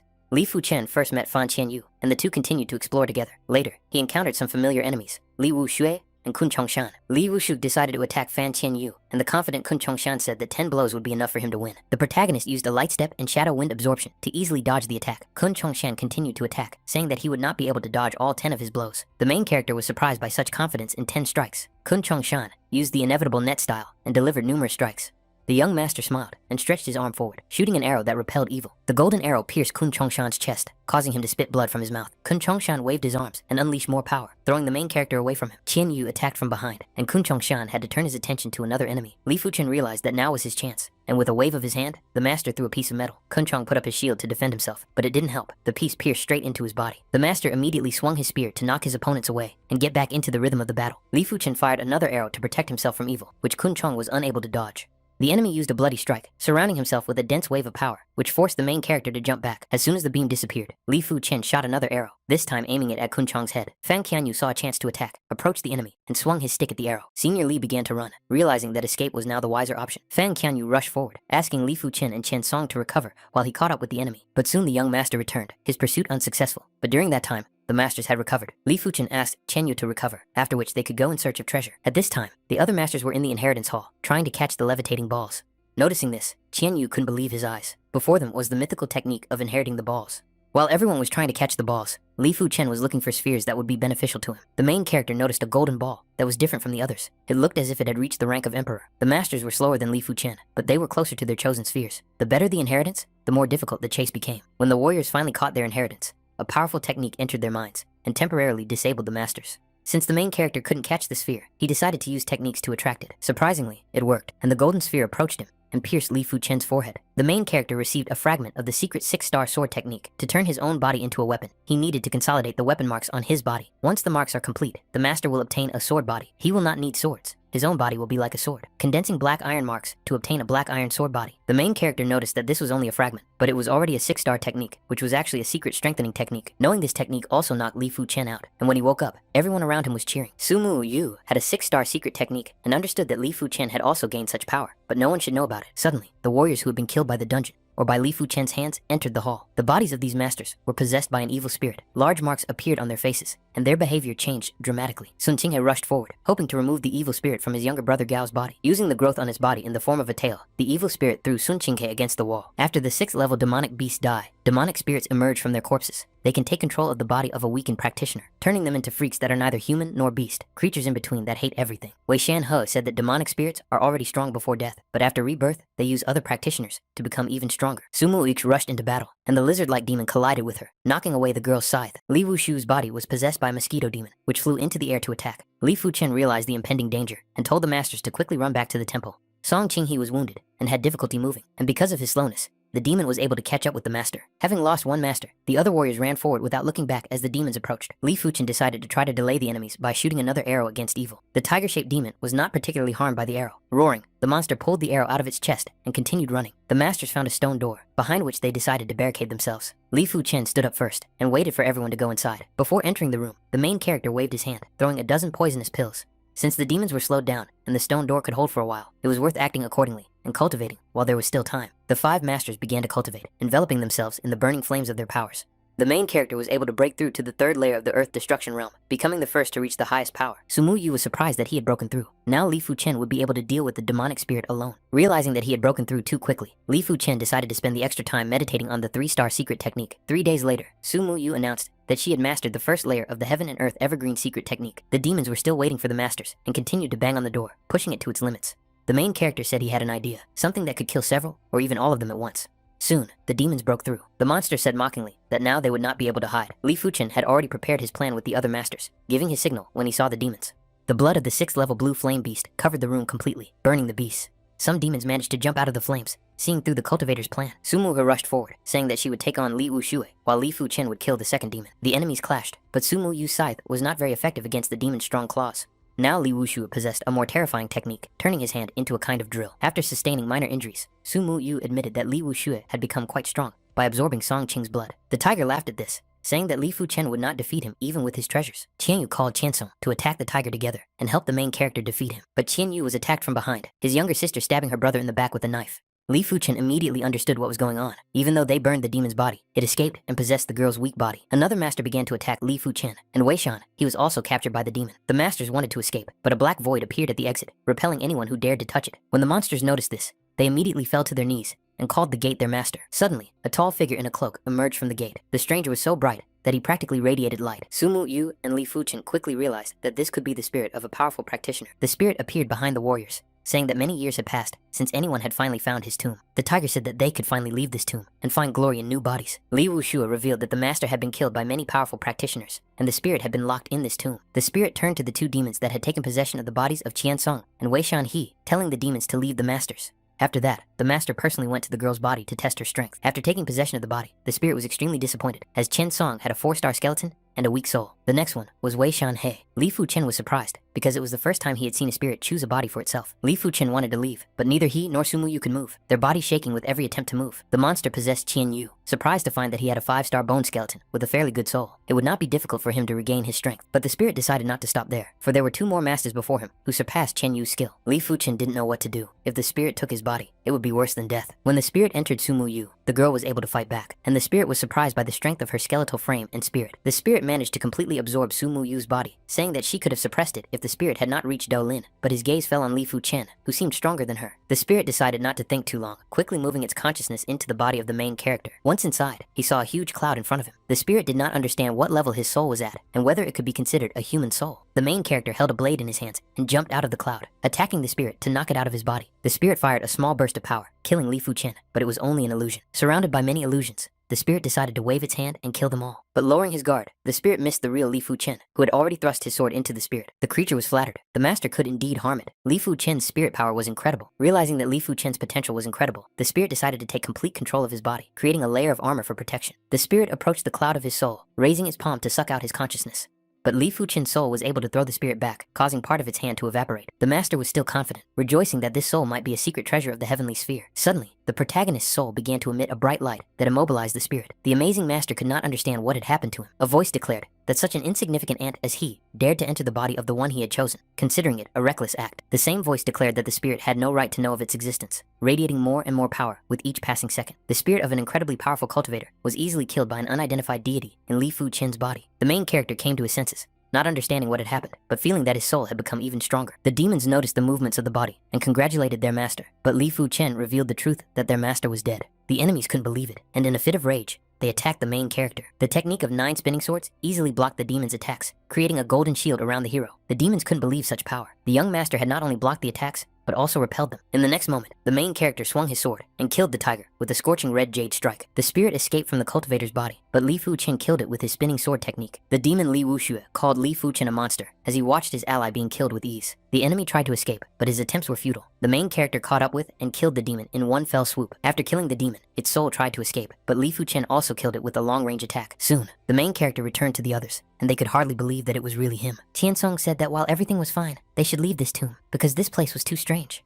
Li Fu Chen and the others safely left the tomb, and at the same time, something big happened in the Tiansha sect. The secret art of Shu was lost, and the patriarch was furious and wanted to know who had killed his son. If his subjects could not find the killer, all of his son's enemies would be added to the wanted list. Everyone would be hunted down and killed. Li Fu Chen, a disciple of the Kangla sect, was wanted. He had angered the Tiansha sect, and a reward of 10 million gold coins was offered for his head. While in the Black City, the inner courtyard of Shuesi City, the main character was under pressure from the Ghost Sword, achieving mastery of the secret 4-star technique, the technique of Black Iron Essence. Waving his sword forward, Li Fu Chen created a small dark sphere that destroyed the stone wall in its path. In this fragment, there are 3 parts. Li Fu Chen has only learned the first part and is already so strong. The young master decided that it was time to check what the secret realm of the starry path was hiding. A blue sphere appeared around Li Fu Chen, which began to rapidly shrink. The main character found himself in another world. He had heard that this place was connected with cultivation and potential, and only practitioners of the sphere of earth destruction could enter. He had also heard that each step slightly increased cultivation. His body felt several times heavier than usual. Yehua told the patriarch that the Tiansha sect had put up wanted posters and was tracking down one of their disciples, Li Fu Chen, with a reward of 10 million gold coins. Zhao Wu Jin replied that the sect had gone too far and that it would not benefit the main disciples. Liao Haiwang said that as far as he knew, the young master of the Tiansha sect, Li Wuxue, had died and Li Fu Chen was involved. They should wait until everything was clear. Jaewon asked what outsiders would think if they couldn't protect their golden disciples. Liao Hai asked why the sect should cover for the disciple if he had made a mistake. Besides, his bone skeleton was useless, and he would not be very helpful in the future anyway. Jae-woon revealed that his potential had already surpassed that of the sword maniac, Li Fu Chen, and that he would only bring trouble to the sect if they continued to fight. The patriarch said to tell the Tiansha sect to stop hunting Li Fu Chen, otherwise the Kangla sect would also hunt down one of the Tiansha sect's best golden disciples. Liao Hai said that it seemed more like the Tiansha sect was going to start a war. Patriarch Ouyang Wentian stood up and said that he had decided to go there personally and resolve the issue. Comments fell around the main character, but he continued to run forward. It was very hot in the dimension, and Li Fu Chen did not understand whether it was reality or illusion. The main character continued to run forward, and next to him was another master who suddenly fell to the ground. The young master did not understand why this happened, because his cultivation was at the same level, but he simply fell. The only assumption was that it was related to his potential. Ahead was another group of cultivators, led by Han's older brother, one of the 7 stars of the Tianxing sect. Han Feng said that the secret realm of the starry sky was truly mysterious, and he should have checked it out long ago. One master could no longer continue as the group moved away, saying that next time he would treat his elder brother to food and drink. The group noticed another master, whose speed clearly exceeded theirs. It was Li Fu Chen. Han Feng also decided that they should not slow down. Rushing forward, his group began to run after him. The main character smirked, saying that the overconfident master wasn't even sure of his own abilities to compete with him. Soon they reached the end of the starry path, finding themselves at the pass before the second level of the realm. Suddenly, the realm began to vibrate. A loud sound filled the space, and the weaker masters could barely hold on. The main character did not care about the noise that appeared, saying that it only made his ears ring. The vibration stopped, and when everything calmed down, Li Fu Chen and Han Feng released their spiritual strips. Han Feng asked the sect member if this was the reward he had mentioned, because the master felt that his cultivation had increased significantly. The warrior replied that it was indeed the reward, but only one person could receive it. Everything quieted down, and finally, a path began to appear, marking the way to the second level. The force of gravity increased, and now the weight was many times heavier than before. The main character did not slow down his pace. He rushed forward, leaving Han Feng behind. The masters couldn't believe his speed, and Han Feng couldn't allow trash to surpass his skills.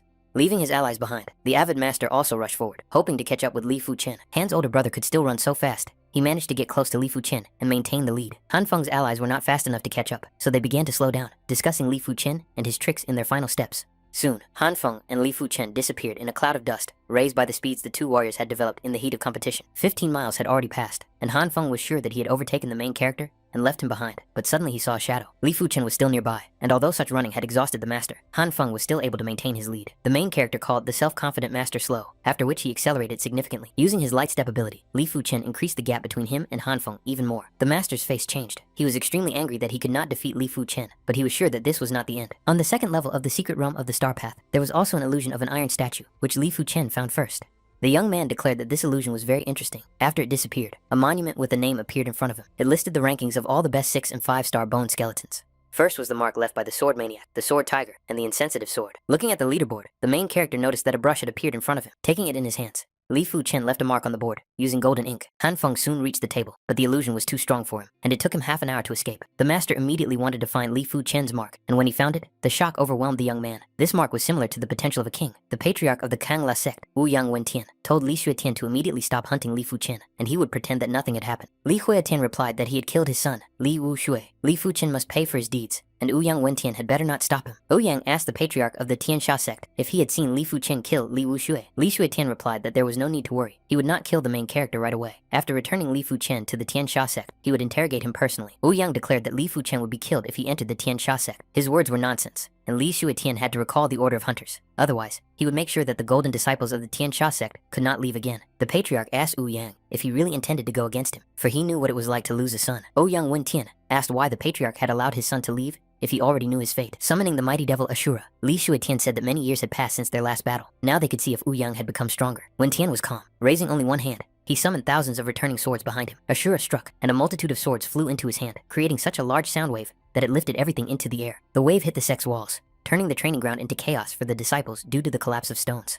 Ouyang Wentian apologized, saying that even after so many years, he was still the winner. Li Xuetian replied that he would be forced to start a war with the Kangla sect because of the loss of his son, but Ouyang was sure that this would not happen. The patriarch had no evidence to support his claims. Even if the Tiansha sect started a war with them, he would not let the Tiansha sect leave, even if Kangla was destroyed. Li Xuetian understood that if they really started a war, the Tiansha sect would suffer heavy losses, and other sects would destroy them later. The patriarch declared that sooner or later, he would destroy the Kangla sect. The hunt for Li Fuchen would be called off, but it was still too early to say how he would die. Ouyang Wentian said that if he found out that the Tiansha sect was behind this, the disciples of that sect would have to watch where they were going. Li Fuchen continued on his way on the 3rd level of the Star Path, and soon another warrior appeared before him. The sect member said he was from the Jiaho clan, then asked the hero which sect he was from. The main character recognized the master, who was one of the 10 young heroes of the Douling clan, and expressed his respect. He then introduced himself. The guy wanted to know from Li Fuchen what treasure he had used to get this far. The main character replied that the Star Path was so mysterious that he had not thought to use treasures to cheat. The master was surprised that Li Fuchen did not rely on the power of treasures to get here. Suddenly, he launched a vicious attack, but the main character had anticipated this move and easily dodged it. The master said it was just a joke. He just wanted to test his potential. Li Fuchen shouldn't have been on guard around him. The main character no longer saw the need for this, called the master a loser, and then rushed forward. The warrior knew that Li Fuchen was only at the 3rd level of earth destruction, but he dodged his attack at full power, even though he was at the 6th level. Li Fuchen was too fast for him. The master continued walking, and noticed lightning in the sky. The one who caused these strange signs of power was too terrifying a master. Han Feng noticed the lightning and fell to his knees, unable to believe that it could have been caused by Li Fuchen. In the city, Fang Qiansong and Fang Qianyu wanted to know where Li Fuchen had gone, but they had to hurry to the autumn tea party, which was held once every 10 years.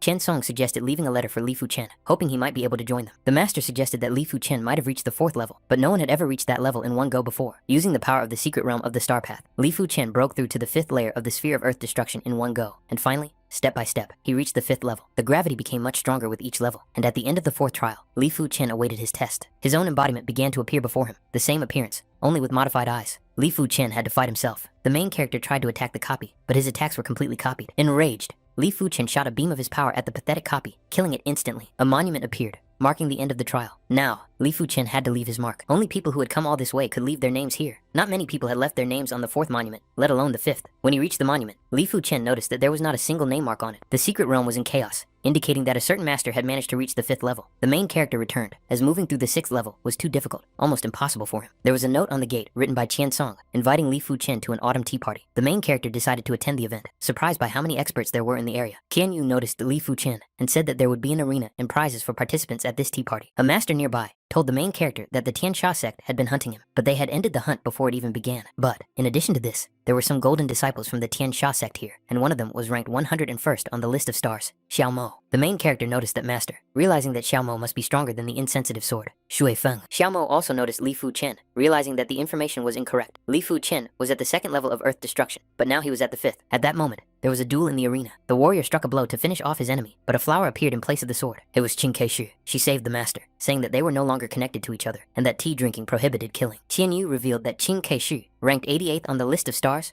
was the strongest person at the tea ceremony. Li Fu Chen noticed that the girl was at the intermediate stage of mystical mastery and could unleash all her power. Suddenly, someone shouted the name of the main character. The Golden Core disciple of the Tiansha sect, Hu Ming, wanted to deal with Li Fu Chen. Tainga told Li Fu Chen to be careful, because this guy was at the 7th layer of earth destruction. The main character took the guy by the shoulder and started walking forward, telling Qian Yu not to worry about him. The duel took place, and very quickly it was coming to an end, with Li Fu Chen dominating the battlefield.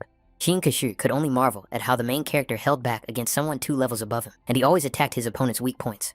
Hu Ming said he hadn't used all his strength yet, but in the next moment, he was struck down by another attack. Xiao Mo couldn't stand by and watch his clanmate being beaten so easily, so he decided to join the fight.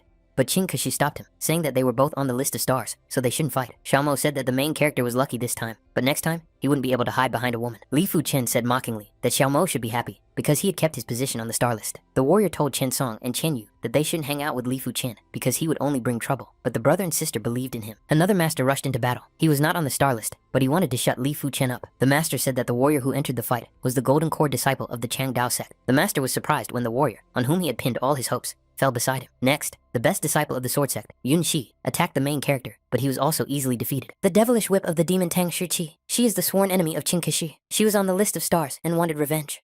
Tang Shiqi immediately attacked Qin Keishu, telling the girl that she would not be able to escape the tea party while her whip was there. Taking advantage of the commotion, Xiao Mo decided to attack the main character while Qin Keishu wasn't looking. Li Fu Chen covered his sword with red jade fire and pierced Xiao Mo's palm, but it did not break. The red jade failed to destroy the magical palm, and Li Fu Chen had to dodge it. Xiao Mo suggested that the main character see how many more times he could dodge his attacks. Li Fu Chen covered himself in black flames, telling Xiao Mo not to rejoice and to let him show his true power. The main character summoned the essence of black metal, the secret sword technique, and the secret technique of the mystical dragon. Qin Keishu needed time to deal with Xiao Mo, but it seemed that Li Fu Chen could indeed fight him. Tang Shiqi noticed that Qin Keishu was distracted by Li Fu Chen, so she decided it was a good time to attack. Li Fu Chen continued to block Xiao Mo's attacks, while he continued to fiercely attack him at close range. The main character unleashed his flaming demon sword technique, telling Xiao Mo not to come any closer. No one was sure if Xiao Mo could defend himself against the mythical high-level sword technique. Li Fu Chen did not think that even a small part of the sword technique would be so powerful. High-level sword techniques would waste a lot of Gen Qi, and Xiao Mo was sure that this fight wouldn't last long. As Xiao Mo retreated, Li Fu Chen moved closer to him and said that he would attack him again. With the golden swing of his sword, the master was sent crashing to the ground, creating a cloud of dust where he fell. Through this cloud, Xiao Mo threw 3 kunai, but Li Fu Chen dodged them, calling it a useless trick. The main character rushed forward again and struck Xiao Mo with his sword once more, giving him no time to rest. Xiao Mo asked Brother Yuan why he was watching the fight instead of helping him. Yuan decided to help after all, rushing forward to attack with his katana. Li Fu Chen decided to jump back from the new enemy. Tian Song and Qian Yu wanted to help, but the master stopped them, advising the boys not to move, because they were surrounded by all the enemies that Li Fu Chen had previously defeated. The guy said that Li Fu Chen had bitten off more than he could chew this time. Yuan Chen Chu, a disciple of the Yin Yi sect's Golden Core, despite also being at the 7th layer of the Earth Destruction Sphere, but he was stronger than Xiao Mo. The main character created a shield surrounded by symbols when 2 masters attacked him at the same time. The young warrior did not understand how Li Fu Chen was winning in a 2-on-1 battle. Li Fu Chen's understanding of combat was too good. He was like a monster. He only targeted his opponent's weaknesses. Li Fu Chen decided to go on the offensive, and the 3 clashed. But in the end, the protagonist's attack overpowered everyone. Xiao Mo and Yuan Kenkyu were seriously injured, calling the main character a real monster. Li Fu Chen, on the other hand, did not suffer any serious injuries, except for a small cut on his face, after which he said that his opponents were also doing well. Xiao Mo was afraid that the top 30 places on the star list would undergo some major changes. Throwing himself into battle once again, Xiao Mo did not want to accept this and lose to the main character. Li Fu Chen shot a piece of metal at him, which pierced Xiao Mo's chest and stopped his rush. As soon as Yuan Chen wanted to do something, the technique of the flaming demon sword was passed on to him. When Li Fu Chen defeated the 2 masters, a certain sect member appeared and told him to stop. Looking at the sect member, the main character did not know who he was. He was surrounded by an aura that prevented people from approaching him. Tang Shiqi noticed him and asked the Heavenly Sphere practitioner who he really was. The guy raised his eyes and introduced himself in a cold voice. The master's name was Xiang Lei. He was one of the organizers of the tea party, and Xiang Lei decided to declare the ceremony over, as he was not welcome here. First, the young master kicked the insolent Tang Shiqi out of his tea party with a single blow. Xiao Mo and Yuan Chenkyu also had to leave, even though they didn't have the strength, but they had to go. Xiang Lei turned to the main character and said that they could move on to the next tea ceremony event, and now, Li Fu Chen could ask him any questions related to martial arts. Later, in Qingyang City, Li Fu Chen overheard a conversation between nearby masters about Xiao Ho Chuan of the Douling clan, who had passed the 5th Qi Wu test and was accepted as a disciple of the Qi Wu masters.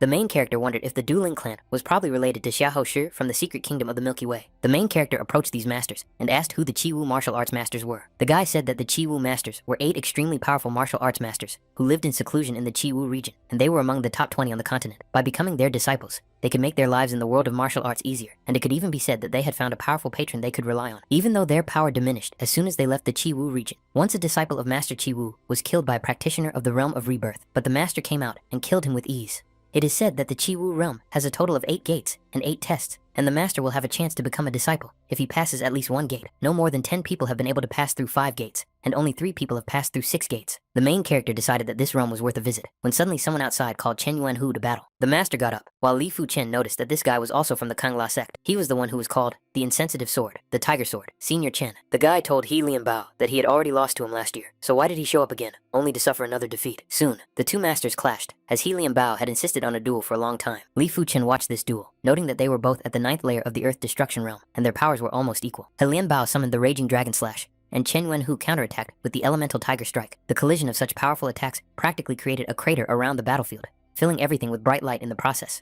But in the end, the blows dissipated, revealing that Chen Yuanhu was once again the victor. The main character noticed the senior's deadly move. It could have a huge impact if used unexpectedly. There were still 3 months left before the opening of the Chi-Wu realm, and before that, Li Fu Chen had to create his own deadly move. The seniors Xia, Han, and Su met by chance, and Li Fu Chen was also nearby, wondering why he had to encounter them of all people. Senior Su asked the guard what was going on, because the opening of the gate to the Chi-Wu region was in 3 days, and the guys were rushing somewhere. The warrior revealed that the Kangla sect and the disciples of the Yunxi sect were holding a sect competition. A disciple of the Kangla sect easily defeated a disciple of the Yunxi sect, thinking that this was the peak of their power. But suddenly, another disciple of the Yunxi sect entered the fight and defeated Kangla with a single blow. The Insensitive Sword and Chen Yuanhu arrived at the competition site, and the sword asked Lu Yun why he had only just arrived. The Kangla sect was at a disadvantage, facing the golden disciple of the sword sect, Yunxi, Lu Yun. Apart from the sword maniac, no one could compete with him. The unfeeling sword heard that Lu Yun had made it onto the list of stars and ranked 72nd, so he wanted to take him away. Lu Yun said that the masters were still weak, so he suggested that the tiger sword and the insensitive sword attack together. Chen Yuanhu rushed forward, but was immediately stopped by a small beam that hit him right in the head. While Lu Yun diverted his energy to the tiger sword, the second master decided to attack him from behind. Lu Yun just smiled, waving his blade, and the two masters took the devastating blow. The main character intended to enter the fight, revealing himself, but someone else appeared before him. This new master immediately rushed into the fight, clashing swords with Lu Yun, who found it difficult to block his attacks. Lu Yun jumped back, glad that this master had finally shown up, for it was none other than the sword maniac, Li Xiangru. Looking at the insensitive sword and Chen Yuanhu, the sword maniac considered them a disgrace to the sect. Lu Yun reminded Li Xiangru that a year ago he had lost to him after 3 moves, and it was unlikely that he would win today. The sword maniac did not listen to him, continuing his attack with a devastating move of 100 attacking swords. Lu Yun counterattacked with a devastating dog cut move, using his second killing move. Li Xiangru used a 10 sword attack, piercing the spirit dog with his blades. Lai Fuchen believed that their strengths were equal, and they would have to go through several hundred rounds to determine the winner. Another master appeared on the battlefield. A sect member from Tianlong, the sword dragon, Qi Yue, arrived. On the Dongli continent, there are 13 formidable young people, the strongest of their age. They are divided into 6 young masters, 4 fairies, and 3 star kings, Qi Yue being one of them. One of the fairies was Su Mu Yu from Changchun Valley. Her nickname was Fairy Mu Yu. The second fairy familiar to Li Fu Chen was Yan Qing Wu from the Tiansha sect, nicknamed Fairy Qing Wu. The 3 star kings not only possessed their amazing titles, but were also ranked at the top of the list of stars. Su Mu Yu approached the main character and greeted him, immediately revealing his camouflage. The sword maniac and Lu Yun fought for a long time, with more than 1,000 moves used on the battlefield. Soon, Lu Yun's movement slowed down, and the sword maniac took advantage of this opportunity to pierce his shoulder. Tianlong, Gong Sun Yi, who was ranked 48th on the star list, asked Li Xiangru if he could block his sword. The master confidently swung his blade, and Li Xiangru managed to raise his defense and supplement it with 10 spiritual swords. Gong Sun Yi praised him, saying that it was not enough to block the second strike. Su Mu Yu added that the Kang La sect looked good because it had Li Fu Chen and the sword maniac. The main character said that the elder Li Xiangru was a legendary figure throughout the sect. The girl's expression changed. She believed that Li Fu Chen had already surpassed the legend. 3 days later, the day finally arrived when the masters gathered in the Chi Wu Hall. At the last moment, the main character took off his disguise, revealing that he was Li Fu Chen. The young master bowed and greeted the insensitive sword and Chen Yuanhu. One of the sect members turned around and ordered his subjects to immediately inform the Tiansha sect of Li Fu Chen's appearance. The spirit appeared at the gate, saying that the secret area of Chi Wu would now be opened. The disciples were allowed to enter and try to pass the test. The masters of Chi Wu watched the students who entered. There were quite a few students, and each of the teachers wanted to find talent. The first test was apparently one of agility. In front of the disciples was a swamp, with no end in sight. The main character was confident in his abilities. He soared into the air like a feather, and rushed forward. Many students drowned in the swamp, and the teacher called them useless, because they could not even control their genchi. Such masters should not even hope to pass the secret area of Chi Wu. Li Fuchen did not strain at all to pass the first level, and his smile grew even wider. Chi Yu also passed the first level, but he was surprised that the main character was ahead of him. The sword dragon rushed forward to overtake Li Fuchen, making the young master believe that Chi Yu was worthy of being one of the 6 young masters. On the second level, the masters faced a new problem, a stone gate that could not be opened simply by applying force. Giving it their all, the sword dragon and Li Fuchen managed to pass, but even the main character admitted that it was difficult. Li Fuchen noticed that the sword dragon's cultivation level was significantly better, but slower. It seemed that the exam technique was adjusted according to the cultivation level. The female teacher said that many good students had caught her eye, and at least 4 people would be able to pass through the 4th gate of Chi Wu. The next test was a strength test, where the master was surrounded by burning stones that he had to extinguish. Li Fuchen shot a small part of his power, but it was not enough to extinguish the fire. To pass the test, the main character took out his sword and summoned a more powerful attack. That wasn't enough either, so Li Fuchen decided to use the soaring dragon sword style. This attack broke through the wall, revealing a door to the next level, but Li Fuchen hesitated to go through it. Focusing on his next attack, the main character decided to create a more powerful attack. Li Fuchen displayed such explosive power that the huge dragon practically destroyed the entire level. One of the teachers couldn't believe such explosive power at the dragon level and wanted to take Li Fuchen as his student. The blue-haired teacher told Lao Lu that he was only good at strength, and he was afraid that the man would only teach him heavenly cruelty. The second brother thought Li Fuchen was glorious, and the girl next to him immediately asked if he had an idea. The old man revealed that he believed Li Fuchen would pass through the 5th gate of Chi Wu, something no master had ever done before. The 4th gate was a test of awareness, and the 5th gate turned out to be a test of understanding. Li Fuchen demonstrated enormous potential at each level, causing the teachers to watch him even more closely. Lao Liu wanted to exchange his student for the second brother's student. The old man immediately refused, because he couldn't stand Lao Liu's students.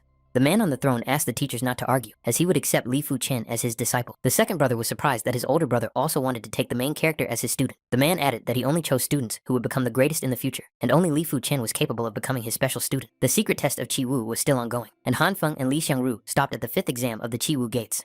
Chu Yu, Sumu Yu, and Xiao Hoshi passed through the 5th gate to the 6th. Considering these levels to be so easy, the 6th gate, an unyielding test of determination, was very quick, and Jiahu Shi and Sumu Yu were eliminated. Only Li Fuchen and Chi Yu remained, continuing to fight against the sharp and fierce blades of wind. The main character unleashed his energy and managed to break through to the heavenly sphere cultivation stage right during the test. Chi Yu was struck by the blades of wind, and the master could not believe that Li Fuchen had surpassed him once again. Outside the sect, Chi Yu was supposed to be the first of the 4 to pass through the 6th gate of Chi Wu. Sumu Yu understood that Chi Yu deserved to be called the son of the dragon sword, for he had reached the 6th gate. Suddenly, the dragon sword realized that Li Fuchen had not yet returned from the Chi Wu gate. The attack of the blades subsided, and only the main character remained on the test. His body turned to stone. It was a conscious technique. The protagonist managed to concentrate his power and destroy the stone shell. Li Fuchen had attained the level of martial arts reincarnation, but unfortunately, he still could not cultivate at this time. The protagonist continued to move forward, and before him were the 7th gates, which no one had ever seen from the inside. Li Fuchen found himself at the heavenly level, surrounded by nothing but an endless golden void. Suddenly, a laser shot towards Li Fuchen. The guy didn't understand what had happened, but he decided to block it with his hand. The main character was thrown out of the heavenly level by the laser, returning him to the earthly level of the gate. A symbol of the earth line appeared on his hand. The hero saw this mark for the first time and did not understand its meaning. The teachers were disappointed that the main character was unable to pass through the gates of heaven due to the unexpected turn of events. Although he did not pass through those gates, Li Fuchen was still the first person to pass through the gates of the earth. A golden ray struck from the heavens, and the main character finally returned to the outside world after the trial. Chi Yu believed that Li Fuchen was slower than him and ultimately no match for him. Xia Huzi noticed the protagonist, considering him to be the prey he was looking for. Only 6 people were able to qualify to become disciples of the masters of Chi Wu. The 8th elder chose Han Feng, and the 6th elder chose Xia Huxi. The 5th elder, a woman named Qi Mei, chose Li Xiangru. There were still 3 disciples left to choose from. The 3rd elder, a strange high-ranking man, chose Sumu Yu, leaving 2 disciples. The second brother came out first, telling Chi Yu that he was hardly worthy of being his disciple. The first elder stated that he already had a special disciple, asking Li Fuchen if he agreed to this position. Chi Yu was not satisfied with this result. The first elder replied that Li Fuchen was the first person to enter the gates of the earth. Sumu Yu eagerly awaited the Starless competition, which was to take place the following year. The insensitive sword was surprised that even though the main character was a 1-star bone skeleton, he had overwhelming power. At the gate, the Tianxia sect was waiting to immediately capture Li Fuchen. The twin brothers revealed the truth to the elders, saying that Chi Yu had been accepted as a special disciple by the second elder, and that the one named Li Fuchen had been accepted as a special disciple by the first elder. He was the first person to pass through the gates of the earth. The elders decided not to take any chances, and to report everything to the sect leader first. The first elder introduced Li Fuchen, the new special disciple, to his followers. The main character did not notice any goodwill in his new brothers, believing that someone would challenge him in the future. The man told the main character that he was very lucky that sword art was also his main martial art. The first elder wanted to know what sword art meant to him, and Li Fuchen replied that killing people with a sword was what sword art meant, and if he didn't have a blade in his hands, the main character decided to make himself a sword. The first elder said that Li Fu-chen was in line with the principles of his sword, that a sword is not always a sword, and that anything in the world could be a blade. Picking up the nearest object, the man said that even an ordinary branch could be a weapon. With just an ordinary branch, the first elder managed to create such a powerful lunge that it destroyed the tree in front of them. The first elder had already mastered the basics of the earth-level sword style, so he could do anything with a sword. The main character moved on to training, holding a branch in his hands, and he had to strike the mountain with it. The master used a tree branch to perform a deadly mystical level move. Apparently, the main character would need much more time than he had expected to master this. The second brother was training Chi Yu at the time, noticing that he was progressing quickly. He was a tyrannical sword, and Chi Yu was an imperial sword. They had something in common. If you have the heart of an imperial sword, when a master wields a sword, the power will change effectively. The dragon sword rejoiced at these words, shouting that his sword was superior to everything else in the world. The third elder was delighted with Sumu Yu's talent, confident that she would progress better than anyone else. Li Fu-chen finally made his first progress. The branch in his hands managed to create a stronger attack. The first elder watched him. Li Fu-chen's ability to understand was terrifying. He managed to make a second deadly move in just a month. The main character managed to create a sphere that absorbed everything around him. Li Fu-chen decided to call this second deadly move the sword explosion. The elder appeared and said that the student was better than he had thought. The young master's next task was to create a semi-level of the killing move of the killing realm. The main character was surprised. It was similar to the sword style of the supreme mysterious realm. But even with such a high bar, Li Fu-chen still agreed to take the test. Since he was strong, Li Fu-chen decided to try it with a spinning sword. Before the master continued his training, another disciple appeared and said that Sheng had invited him to visit. Sheng was delighted that the main character had come, and he invited him to sit down and have tea with him first. Li Fu-chen asked him not to waste his breath and asked who wanted to challenge him. The bald student appeared from behind, asking Li Fu-chen for permission to show him something. The arena that appeared under the hero was an energy limiter. Sheng said that they would limit it at a practical level. The master immediately decided to attack him, using the airblade technique while the limiter was active. Li Fu-chen defended himself with a barrier, while the master continued to use the deadly wind. The young master decided to attack in response, using the Biju sword technique, throwing the enemy back with the aura of the technique. Sheng also decided to test the main character, hoping that he would not find the time to use the deadly move. The main character did not even turn to face his opponent, but simply blocked him with his blade from behind. To everyone's surprise, Sheng's brother decided to retreat. Sheng became angry and rushed forward again, this time using a deadly move. As the young enemy and his illusions rushed forward, one swing of Li Fu-chen's sword destroyed the illusions and Sheng's sword. The boy couldn't believe he had lost to a student who hadn't even used a deadly move. The elder noticed this skirmish and called the disciples a bunch of fools. Now, no one would bother the main character anymore. 3 months later, Chi Wu reopened its doors, and by this time, news of Li Fu-chen had spread throughout the country. Yan King was amazed by Li Fu-chen's achievements. This time, she came to take the Chi Wu exam, just like the other geniuses. But, like Sumu Yu, she stopped at the 6th gate and was chosen by the 3rd elder. During this time, Li Fu-chen broke through the 6th layer of the Earth Destruction Realm, and his martial arts reached the 16th level. Importantly, most of the elders in the Kangla sect are also at the 16th level of martial arts, and Li Fu-chen was still progressing quite rapidly. Li Fu-chen reached new heights, and thanks to his rapid growth, he managed to achieve the goal set by the elder. The elder praised the main character, saying that he was doing very well, so much so that the master had underestimated him. Li Fu-chen had enough talent to surpass everyone, but he still lacked defensive techniques. The first elder took Li Fu-chen's hand and covered it with purple fire, which burned his hand, but did not harm him. This mark was on par with Earth-level martial arts, and when Li Fu-chen channeled his energy into it, he would be able to use these martial arts.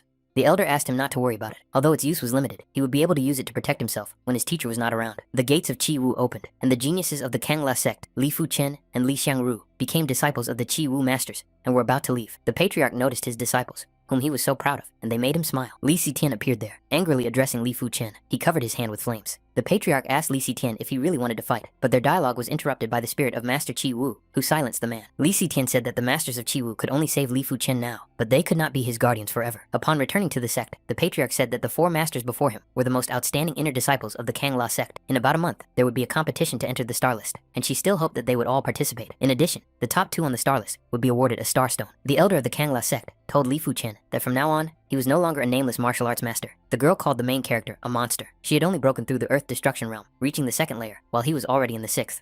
The elder invited Li Fu-chen to join them for dinner, to which he agreed. The elder of the Liao family, Liao Hailong, drank tea and remarked that he had indeed grown old. Hailong asked that an order be issued that from now on, anyone who offended Li Fu-chen would be expelled from the Liao family. Gao's older brother was delighted that Li Fu-chen was now like a celebrity across the entire continent. Thanks to the geniuses, the girl could finally see her true self, so that she and Gao could be together. Guanshui couldn't believe the rumors and began to cry, hoping that she wouldn't regret breaking off her engagement to Li Fu-chen. At that time, everyone in the Kangla sect was talking about Li Fu-chen, who had finally become successful. That night, Zhao Wujin wanted to bring Zhao Mingyue and Li Fu-chen together, but Li Fu-chen focused his attention on reading about martial arts all night long and didn't have time to worry about his personal life. Thanks to Li Fu-chen's performance, the Li family moved to the Kangla sect and became one of the sect's families. A month later, the events moved to the Kangla sect's arena, where 4 legends of the Kangla sect entered. The patriarch spoke with Zhao Wujin, who revealed that Li Fu-chen had an ordinary 1-star bone skeleton, and that it was a miracle that he was able to achieve such feats. The elder said that his cultivation was a little low, but he hoped that this selective competition would go smoothly. Yue Wentian and Ba Jian Liu Huhuang were behind Li Fuchen. The masters did not want to live forever in Li Fuchen's shadow, setting themselves the goal of entering the top 4. The competition began, and after winning the first round, Li Fuchen was matched with Yue Wentian in the next match. The main character wanted to know how strong Wentian had become, while the master, in turn, thought he had already caught up with Li Fuchen. But the outcome of the battle was obvious. The main character delivered dozens of blows in a fraction of a second, defeating Wentian. After Yue Wentian was defeated, Ba Jian Liu Huhuang was also defeated by Li Fuchen with a single blow. The main character was unrivaled in the competition, using the high-level Xuan sword technique with such intent that even martial arts masters of the heavenly realm would find it difficult to learn, and also defeating several brothers who were already at the peak of the earth destruction realm, including Jian Hu's brother. He also defeated many senior brothers,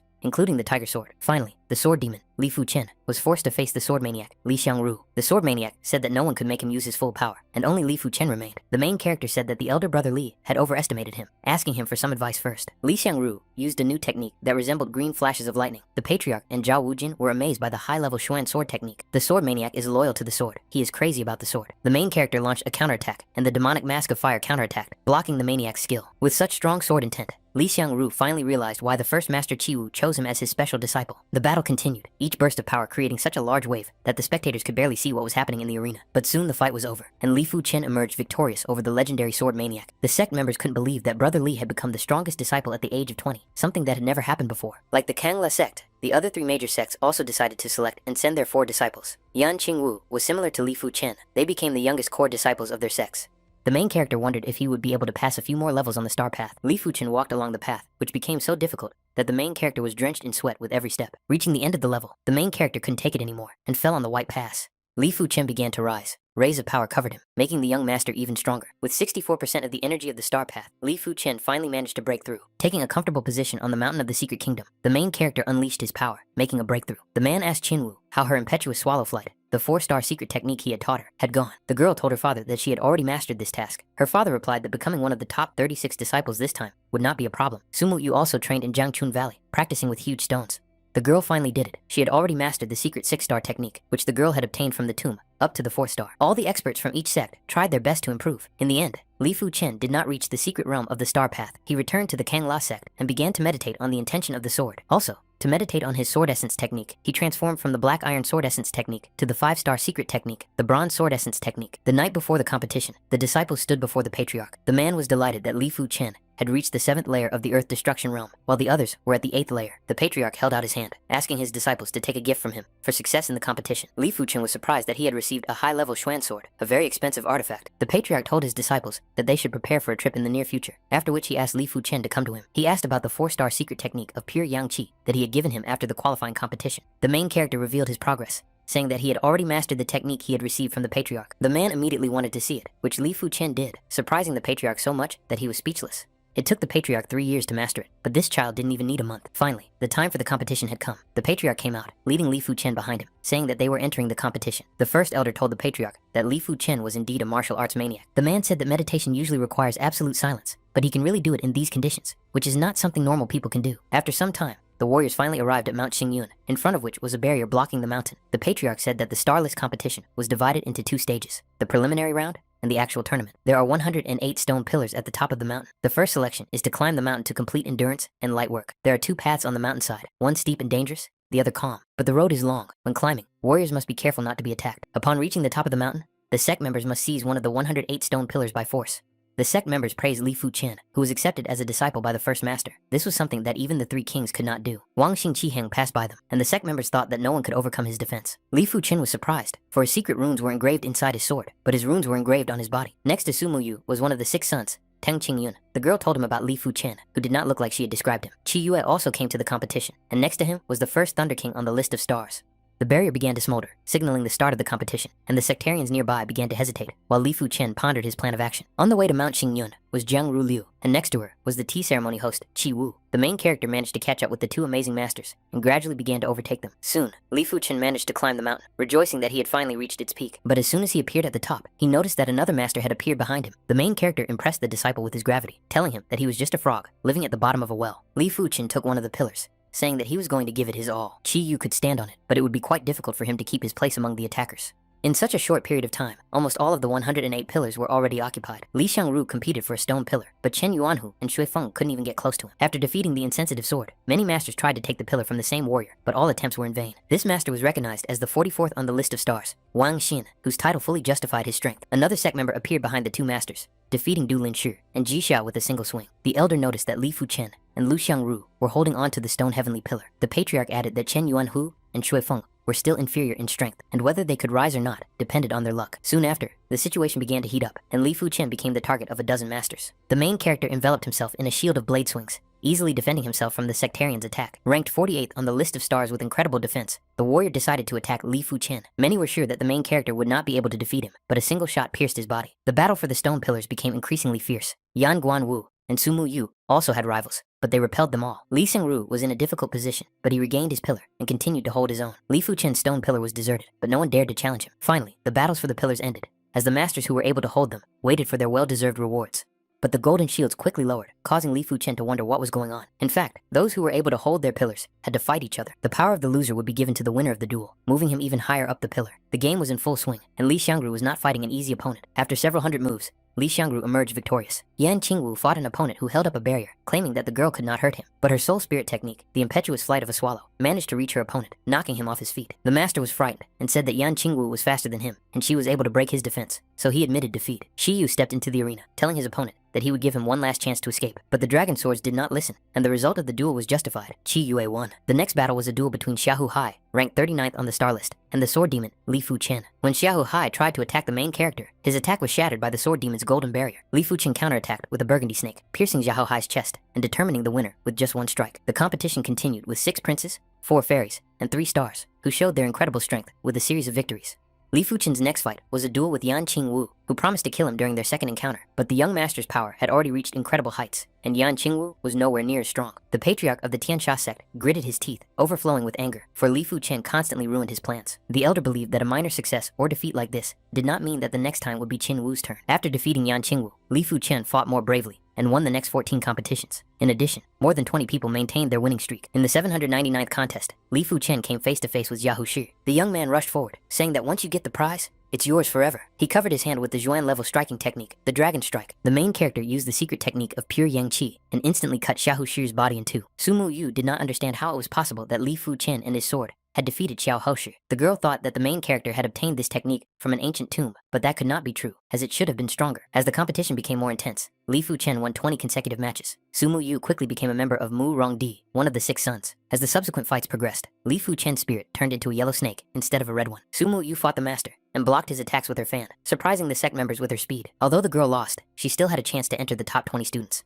The 1,400th match was between Li Fu-Chen and Chen Feng. Chen Feng had ranked 17th last year, and this opponent could indeed defeat the main character. Chen Feng covered his blade with burgundy fire, shooting forward with a wave of his spiritual power. The main character used the way of the sword. His blade increased in size and absorbed Chen Feng's attack in its path. Once again, Li Fu-Chen won with a single move, adding to his series of victories. Xia Haochan delivered only one blow to defeat Chen Feng. He used only one blow, even though Li Fu-Chen had to use the art of the sword. The competition was still ongoing, with Xia Haochuan's fighting spirit battling Luo Feiyun's flying sword, but losing due to the gap in speed. Soon, it was the protagonist's turn again. In his upcoming duel, he would finally meet the heavenly star, Mu Rongdi. Mu Rongdi declared that defeating 30 people was not difficult at all, but his winning streak was coming to an end. He did not want to use his full strength, so he suggested that Li Fu-Chen surrender. Mu Rongdi did not want to be underestimated, so he decided to use a 4-star secret technique to show the power of one of the 6 princes.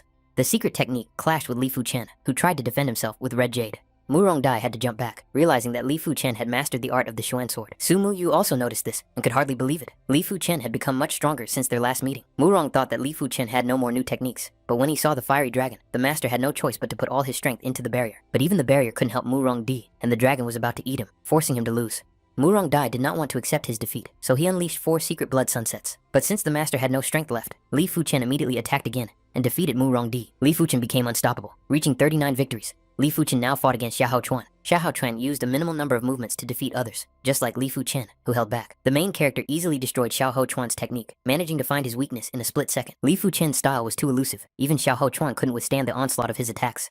The elder and patriarch were surprised that Li Fu-Chen had truly perfected the ancestral martial art. Sword techniques, instincts, footwork, ki enhancement methods, secret techniques, and even body purification methods. All of these are powerful techniques. Li Fu-Chen has no weaknesses. He is a monster. Li Fu-Chen won 45 games in a row, and in his battle with Lu Yunfei, he managed to dodge all of his flying swords. No one could compete with Li Fu Chen's winning streak, no matter what status or rank the enemy had. Li Fu Chen's next enemy covered the arena with ice. She had the 7th layer of the heavenly sphere, as expected of the Snow Wind Fairy Shu Lin. The Snow Wind Fairy entered the arena, saying that Li Fu Chen would not be able to run away. The snow palm of the wind and the blazing flames of the main character collided, covering the arena with 2 elements. Shu Lin jumped back, unable to believe that Li Fu Chen was on the same level as her. Creating an icy veil, Zhu Lin rushed forward, thanks to the Snow Killer's trick. The protagonist counterattacked with a fiery dragon, and the audience marveled at the dazzling brilliance of the ice and the size of the dragon. The second clash covered the arena with a thick wave of smoke, causing the audience to ask each other who had won. Shu Lin rushed forward, telling Li Fu Chen to try to defeat her. Now her aura seemed different. Shu Lin broke through, which helped the girl get above Li Fu Chen and throw him back. The patriarch of the Snow Wind sect rejoiced. Shu Lin was half a step away from breaking through to the heavenly realm. Li Fu Chen would be defeated. Patriarch Kang La was disappointed, for Li Fu Chen's flame technique had even helped the Snow Wind Fairy break through her cultivation layer. Shu Ling adapted to the protagonist's techniques, turning the Snow Wind Dragon into ice. Li Fu Chen only noticed the dragon, and he immediately hit it, freezing the young master. But Shu Ling's belief in her victory faded as soon as the protagonist burned all the ice around him. The patriarch noticed that Li Fu Chen was indeed half a step away from breaking through to the 7th layer of the Earth Destruction Realm. The Ice Queen and her elegant dragons clashed with Li Fu Chen's majestic fire dragons. During the Battle of the Dragons, the main character disappeared in the fog of war, reappearing behind Shu Lin. With happiness on his face, Li Fu Chen struck the Ice Empress, winning another duel. After Shu Lin was defeated by Li Fu Chen, she faced Teng Qingyun, the leader of the 6 young masters, and was defeated by the other side, using top-level martial arts.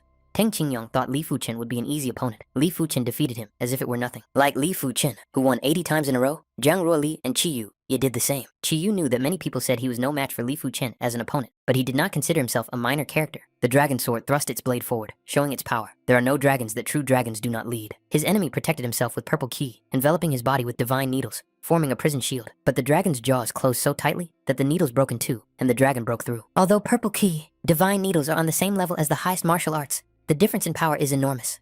Qi Yu continued to use his top-level Xuan sword technique, Soaring Heavenly Dragon. Qi Yu managed to win 82 times in a row, but in the 83rd battle, he met a strong opponent. His enemy turned out to be the king of the Golden Whip, Jin Shudong, waiting for Qi Yue's first move. Jin Shudong swung his whip, and Qi Yu threw another dragon, clashing with the attacks. The main character understood that Qi Yu was worthy of the art of the Heavenly Dragon Sword, but fortunately for Jin Shudong, Qi Yu had not yet achieved perfection. Otherwise, Jin Shudong would not have been able to stop several blows. Soon, Jin Shudong was on the verge of defeat, while Qi Yu continued his assault with long-range attacks. He managed to wound him, and Qi Yu's attack was able to strike him down in a quick flash of power. Qi Yu fought against Zhang Ruoli, who used illusory martial arts. Qi Yu was temporarily restrained by illusions, but since there was a big difference in strength, Qi Yu still won. Jin Shudong fought against Li Fu Chen, advising him to admit defeat, as his strength was only slightly greater than that of Teng Qingyun. The main character decided to try out a new technique in this duel, as he did not take his enemy seriously. The Golden Whip could not break through Li Fu Chen's blows, and the sword swings were so powerful that Jin Shudong had to retreat every time. Qi Yue was disappointed that even the Star King of the Golden Whip, Shudong, could not defeat Li Fu Chen. The Patriarch and the Elder noticed a special secret technique that could be superimposed on other secret techniques. Jin Shudong accelerated the arena in his favor, weakening Li Fu Chen, causing the master to rush forward. As Jin Shudong began to fight seriously, the main character covered his body with a demon aura and thus defeated the Whip King. The tournament became more intriguing, with only the Thunder King Situ Lei and the Star King Qin Heng maintaining their winning streaks, as well as the Dragon Sword, Qi Yue, and Li Fu Chen. Zhang Ruolu's Dance of the Heavens was truly powerful, and he fought against the Dragon Swordsman Qi Yu, who also had a close victory. Li Fu Chen had a difficult start, but he created a red splash that killed the illusions around him. The Three Palaces. The Palace of the Lord. The girl understood that Li Fu Chen could become an enemy of the Three Palaces in the future. The battles continued, and the Thunder King, Su Tu Lei, defeated the Snow Fairy, Shu Lin, with a powerful attack. In addition, the strong defense of the Star King Qi Heng helped him overcome the remaining competitions. Together with the Dragon Swordsman, Qi Yue, and Li Fu Chen, these four were almost invincible. Finally, the main character and the Dragon Sword clashed. Their souls turned into powerful dragons. Qi Yu attacked first, using the art of the Dragon Sword. This sword art is stronger than the one he used to strike Jin Shudun. Qi Yu not only had a 6-star bone skeleton, but also had a sword vein that could increase the destructive power of the sword's Dao. The master of the Heavenly Dragon Sect declared that Qi Yu was a rare genius who could only be found once in 1,000 years. Li Fu Chen had no chance of getting out of there alive. The main character began to smile, his sword covered with a red aura, and his other hand with golden power. Qi Heng watched the battle, believing that neither of them could break through his defense. Li Fu Chen was the first to push Qi Yu to his limit, forcing him to use the Great Dragon Ao Lin. The main character hoped that his enemy could put in more effort, easily repelling his attacks. Qi Yu's sword needed a lot of time to recover. Now that he had used 30% of the sword vein's power, Qi Yu would not be able to hold out against him for long. The answer was not long in coming. Li Fu Chen grinned and cut through his body with a lunge. To redeem his loss, Qi Yu intended to defeat Qi Heng, but the Master of Armor was confident in his victory. Qi Heng swung his sword and sent a wave of his power across the arena, but Qi Yu dodged and rushed forward. Finding himself behind the slow-moving Qi Heng, the Dragon Sword managed to strike him, but the Master's armor was amazing. Qi Yu's attack was useless. Qi Heng counterattacked, and the Dragon Master dodged again. Qi Heng attacked again, knocking away the Dragon Blade with a long-range sword attack. Qi Heng used his ultimate technique, merging with his sword to increase his power. The Dragon Blade's lightning-fast thrust instantly cut through Chi Hung's weapon and his body. Shi Yu believed that if he had known that Li Fu Chen would defeat him, he would have used the fusion earlier. At this point in the tournament, the battle for the top 3 places was mainly between Chi Yu and Chi Hung, Si Tu Lei, and Li Fu Chen. The main character found himself in a duel again, fighting against Chi Hung without fighting him seriously. Chi Hung was surprised that Li Fu Chen still had other tricks up his sleeve, but this time, the power of the attack was stronger than when he fought Chi Yu Ye. The protagonist allowed himself to yawn during the fight, asking Chi Hung if he really hoped to defeat him with such cheap tricks. Chi Hung believed that Li Fu Chen had weakened his defense and immediately struck, but it was an illusion. The main character attacked from behind, just as Chi Hung realized he had struck an illusion. Chi Hung had reliable defense, but he was still defeated by the strongest man on the star list, Su Tu Lei. Chi Yu used his heavenly sword technique, but because he used all his sword vein power, he lost to Si Tu Lei. The decisive battle between Su Tu Lei and Li Fu Chen will determine the first and second positions. Chi Yu took 3rd place, Chi Hung took 4th, Ruo Jiangli took 5th, and Jin Shudong took 6th. Teng Qingyan took 7th place, Xulin took 8th, Sumu Yu took 15th, and Yan Qing took the lowest rank. Su Tu Lei, the Thunder King, fought the main character, telling Li Fu Chen to start the duel. A heavenly discharge and the shadow of a deadly flame, 2 great heavenly demons collided. A dozen thundershots filled the arena, and Li Fu Chen acknowledged that he was worthy of being the #1 martial arts expert of the Thunder Sect. The Thunder Demon attacked. Li Fu Chen used the 5-star technique of the Bronze Sword Essence and stopped the attack. The power of the protagonist's blade increased, and the Thunder King did not understand how many more trump cards Li Fu Chen had. The Heavenly Lightning Strike that splits the world, was used by Si Tu Lei in a new attack. The main character responded with the Art of the Dragon Sword of the Wand level, along with the Aura of the Sword. The lightning touched the dragon, and with each passing second, the lightning became weaker as the dragon absorbed it. In the next moment, the Burgundy Dragon completely destroyed the lightning and defeated the King of Electricity. The masters were proud of Li Fu Chen. He was worthy of being the disciple of the first martial arts master Chi Wu. He even inherited his secret technique. The main character managed to defeat everyone in his path and took 1st place in the competition. Li Fu Chen said that if anyone wanted another fight with him, he would accept it at any time. The top 6 on the star list received the Chi of the Heavenly Sphere. Li Fu Chen noticed a powerful force raging within his body. Su Tu Lei watched Li Fu Chen and noticed that his true dragon seemed different. Inside the Star Mountain, the statue noticed that Li Fu Chen had the perfect form of the true dragon seal, which had finally appeared. The Snowmaster congratulated Patriarch Wu Yang, saying that the Kangla sect had produced a great disciple. Su Tu Lei cultivated thanks to the new energy, which allowed him to make a breakthrough. The Patriarch noted that his growth was too frightening, breaking through various realms so easily. The main character said that with such pressure, he would soon be able to break through to the heavenly realm. After returning to the Kangla sect, Li Fu Chen was rewarded with 5-star level beast skin armor. He was also allowed to enter the sword monument without any restrictions. Wu Yan promised Li Fu Chen a reward when he reached the heavenly realm. In addition, Li Fu Chen began practicing the Xuan level technique, the burning heavenly sword. The original high-level sword technique was very difficult to cultivate, but the main character still progressed rapidly. He discovered that his own soul, blue from the golden talisman, increased his insight. Li Fu Chen cultivated. He was covered in sweat, but fortunately, he had the fiery ice flower with him. The 18th layer of the burning heavens was truly powerful. Perhaps it was time to go to the secret realm of Chi Wu and meet the master. Li Fu Chen was curious how fast he was compared to the giant bird. After applying his skills, it turned out that Li Fu Chen was even faster than the guiding beast. In the secret realm of Chi Wu, the first elder said that he was proud of the protagonist's progress. He also added that in a month, his master and others would leave the secret realm of Chi Wu, as well as the eastern continent of Lin. Unfortunately, due to the rules of the secret kingdom of Chi Wu, he could not give him material things, nor could he directly pass on martial arts or secret techniques to him. The protagonist said that the engraved earth-level combat mark on his palm already contained the mark of the air. Every time he lit the mark, a sense of true meaning would appear. As long as he had enough understanding, it was not impossible to understand earth-level martial arts. Since Li Fu Chen was here, the elder couldn't let him leave empty-handed, so he decided to give him a gift. The first elder used some of his power to cover the protagonist's body with amazing strength. The teacher revealed that this was Wen's method, which allowed him to dramatically increase his strength, increasing his survivability several times over. A month later, the disciples had to leave the secret realm of Chi Wu, and it seemed that the realm would be closed for a long time. The main character suddenly heard the voice of his soul, telling Li Fu Chen that he should be careful. Now that the secret realm of Chi Wu has left this place, chaos will descend upon the eastern continent of Lin.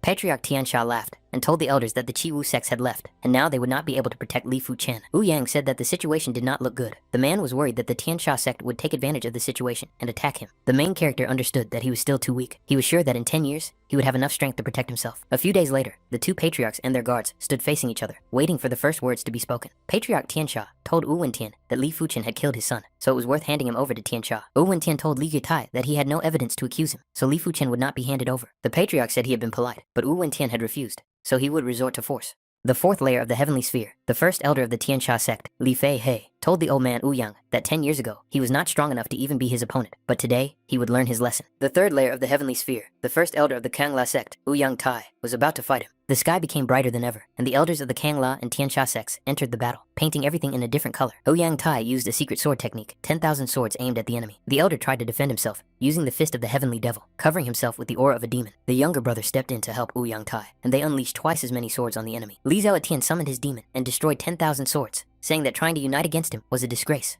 The patriarch noticed how Li Juetian activated his power, so Wu Wentian did the same. Li Juetian had to withdraw his power, saying that he would renounce his words for the time being. After that, the patriarch turned around and began to leave, ordering the elders to follow him. In the city of Tishan, a ritual was taking place, with masked people holding sectarians on their knees, raising swords above their necks. The organizer of this ritual declared that the results were not so bad, ordering the witches to bring the next set of sacrifices. The elder guardian, Si Wang Song, of the 8th layer of destruction of the earth, appeared and said that he would not allow the witches to do as they pleased. Based on the rules of the Kangla sect, if they did not remove the array, they would be executed without burial. The masked warrior took the dusty sphere and told the guardian to think about his own safety first. The next day, the elder was found dead. His body dried up, and he was in the middle of the sect. The patriarch said that the forces of the Tao demon, which used human blood for alchemy, must be suppressed. Li Fuchen learned that the forces of the Tao demon had decided to show their fangs, and more than 5 million people had been injured or killed in the Kangla sect. The sect member added that the elders had been called upon to suppress the forces of Tao, but they were very cunning. Today, the patriarch ordered the disciples to go out and practice. The main character turned to the patriarch and the great elder, saying that he wanted to go out onto the battlefield. The elder said that Li Fuchen should not worry about it. He should cultivate in peace and try to reach the heavenly realm. Li Fuchen believed that cultivation was important for everyone, but seeing the forces of the Tao demon raging around him was contrary to his principles. The patriarch replied that if that was the case, Elder Qin Ming and Xu Chang, who were in the heavenly realm, would go with him. Once in the Cloud City, Elder Qin gave Li Fuchen a small bag. While they were chatting, the protagonist sensed some movement nearby. The elder realized that they were masters of the Tao demon martial arts, but Li Fuchen suggested observing them first. Xu Chang said that he would deliver this message to the guardian elder Mao by breaking a stone in his hands. Guardian Mao learned that the forces of the Tao demon had appeared in the peaceful palace, the city of clouds, and the city of mist at the same time. Mao rushed forward, as it was more important to protect the people of the peaceful palace city first. The elders were going to capture the Tao demons, not allowing the masters to enter the cities, but they easily fought them off. Li Fuchen was horrified. Among the demons were 2 masters at the peak of the heavenly sphere. More sectarians headed to defend the city entrance, and the demon told Jin Zhu to block them. Jin to rush forward, swung his sword, and immediately disarmed the sect members in front of him. The elders Qin and Shu were on the guiding bird with Li Fuchen. The main character suggested descending to attack. The bird swooped down as it descended. Li Fuchen struck the demon, and then the bird soared into the air again. The elders jumped off the bird and delivered a joint blow that killed the already wounded demon. The second Tao demon rushed to defend his ally, but Elder Qin blocked the attack. Li Fuchen, meanwhile, directed the bird to attack, charging his sword with power for a long-range explosion. The bird rammed its opponent with its beak, forcing it to expend energy on defense.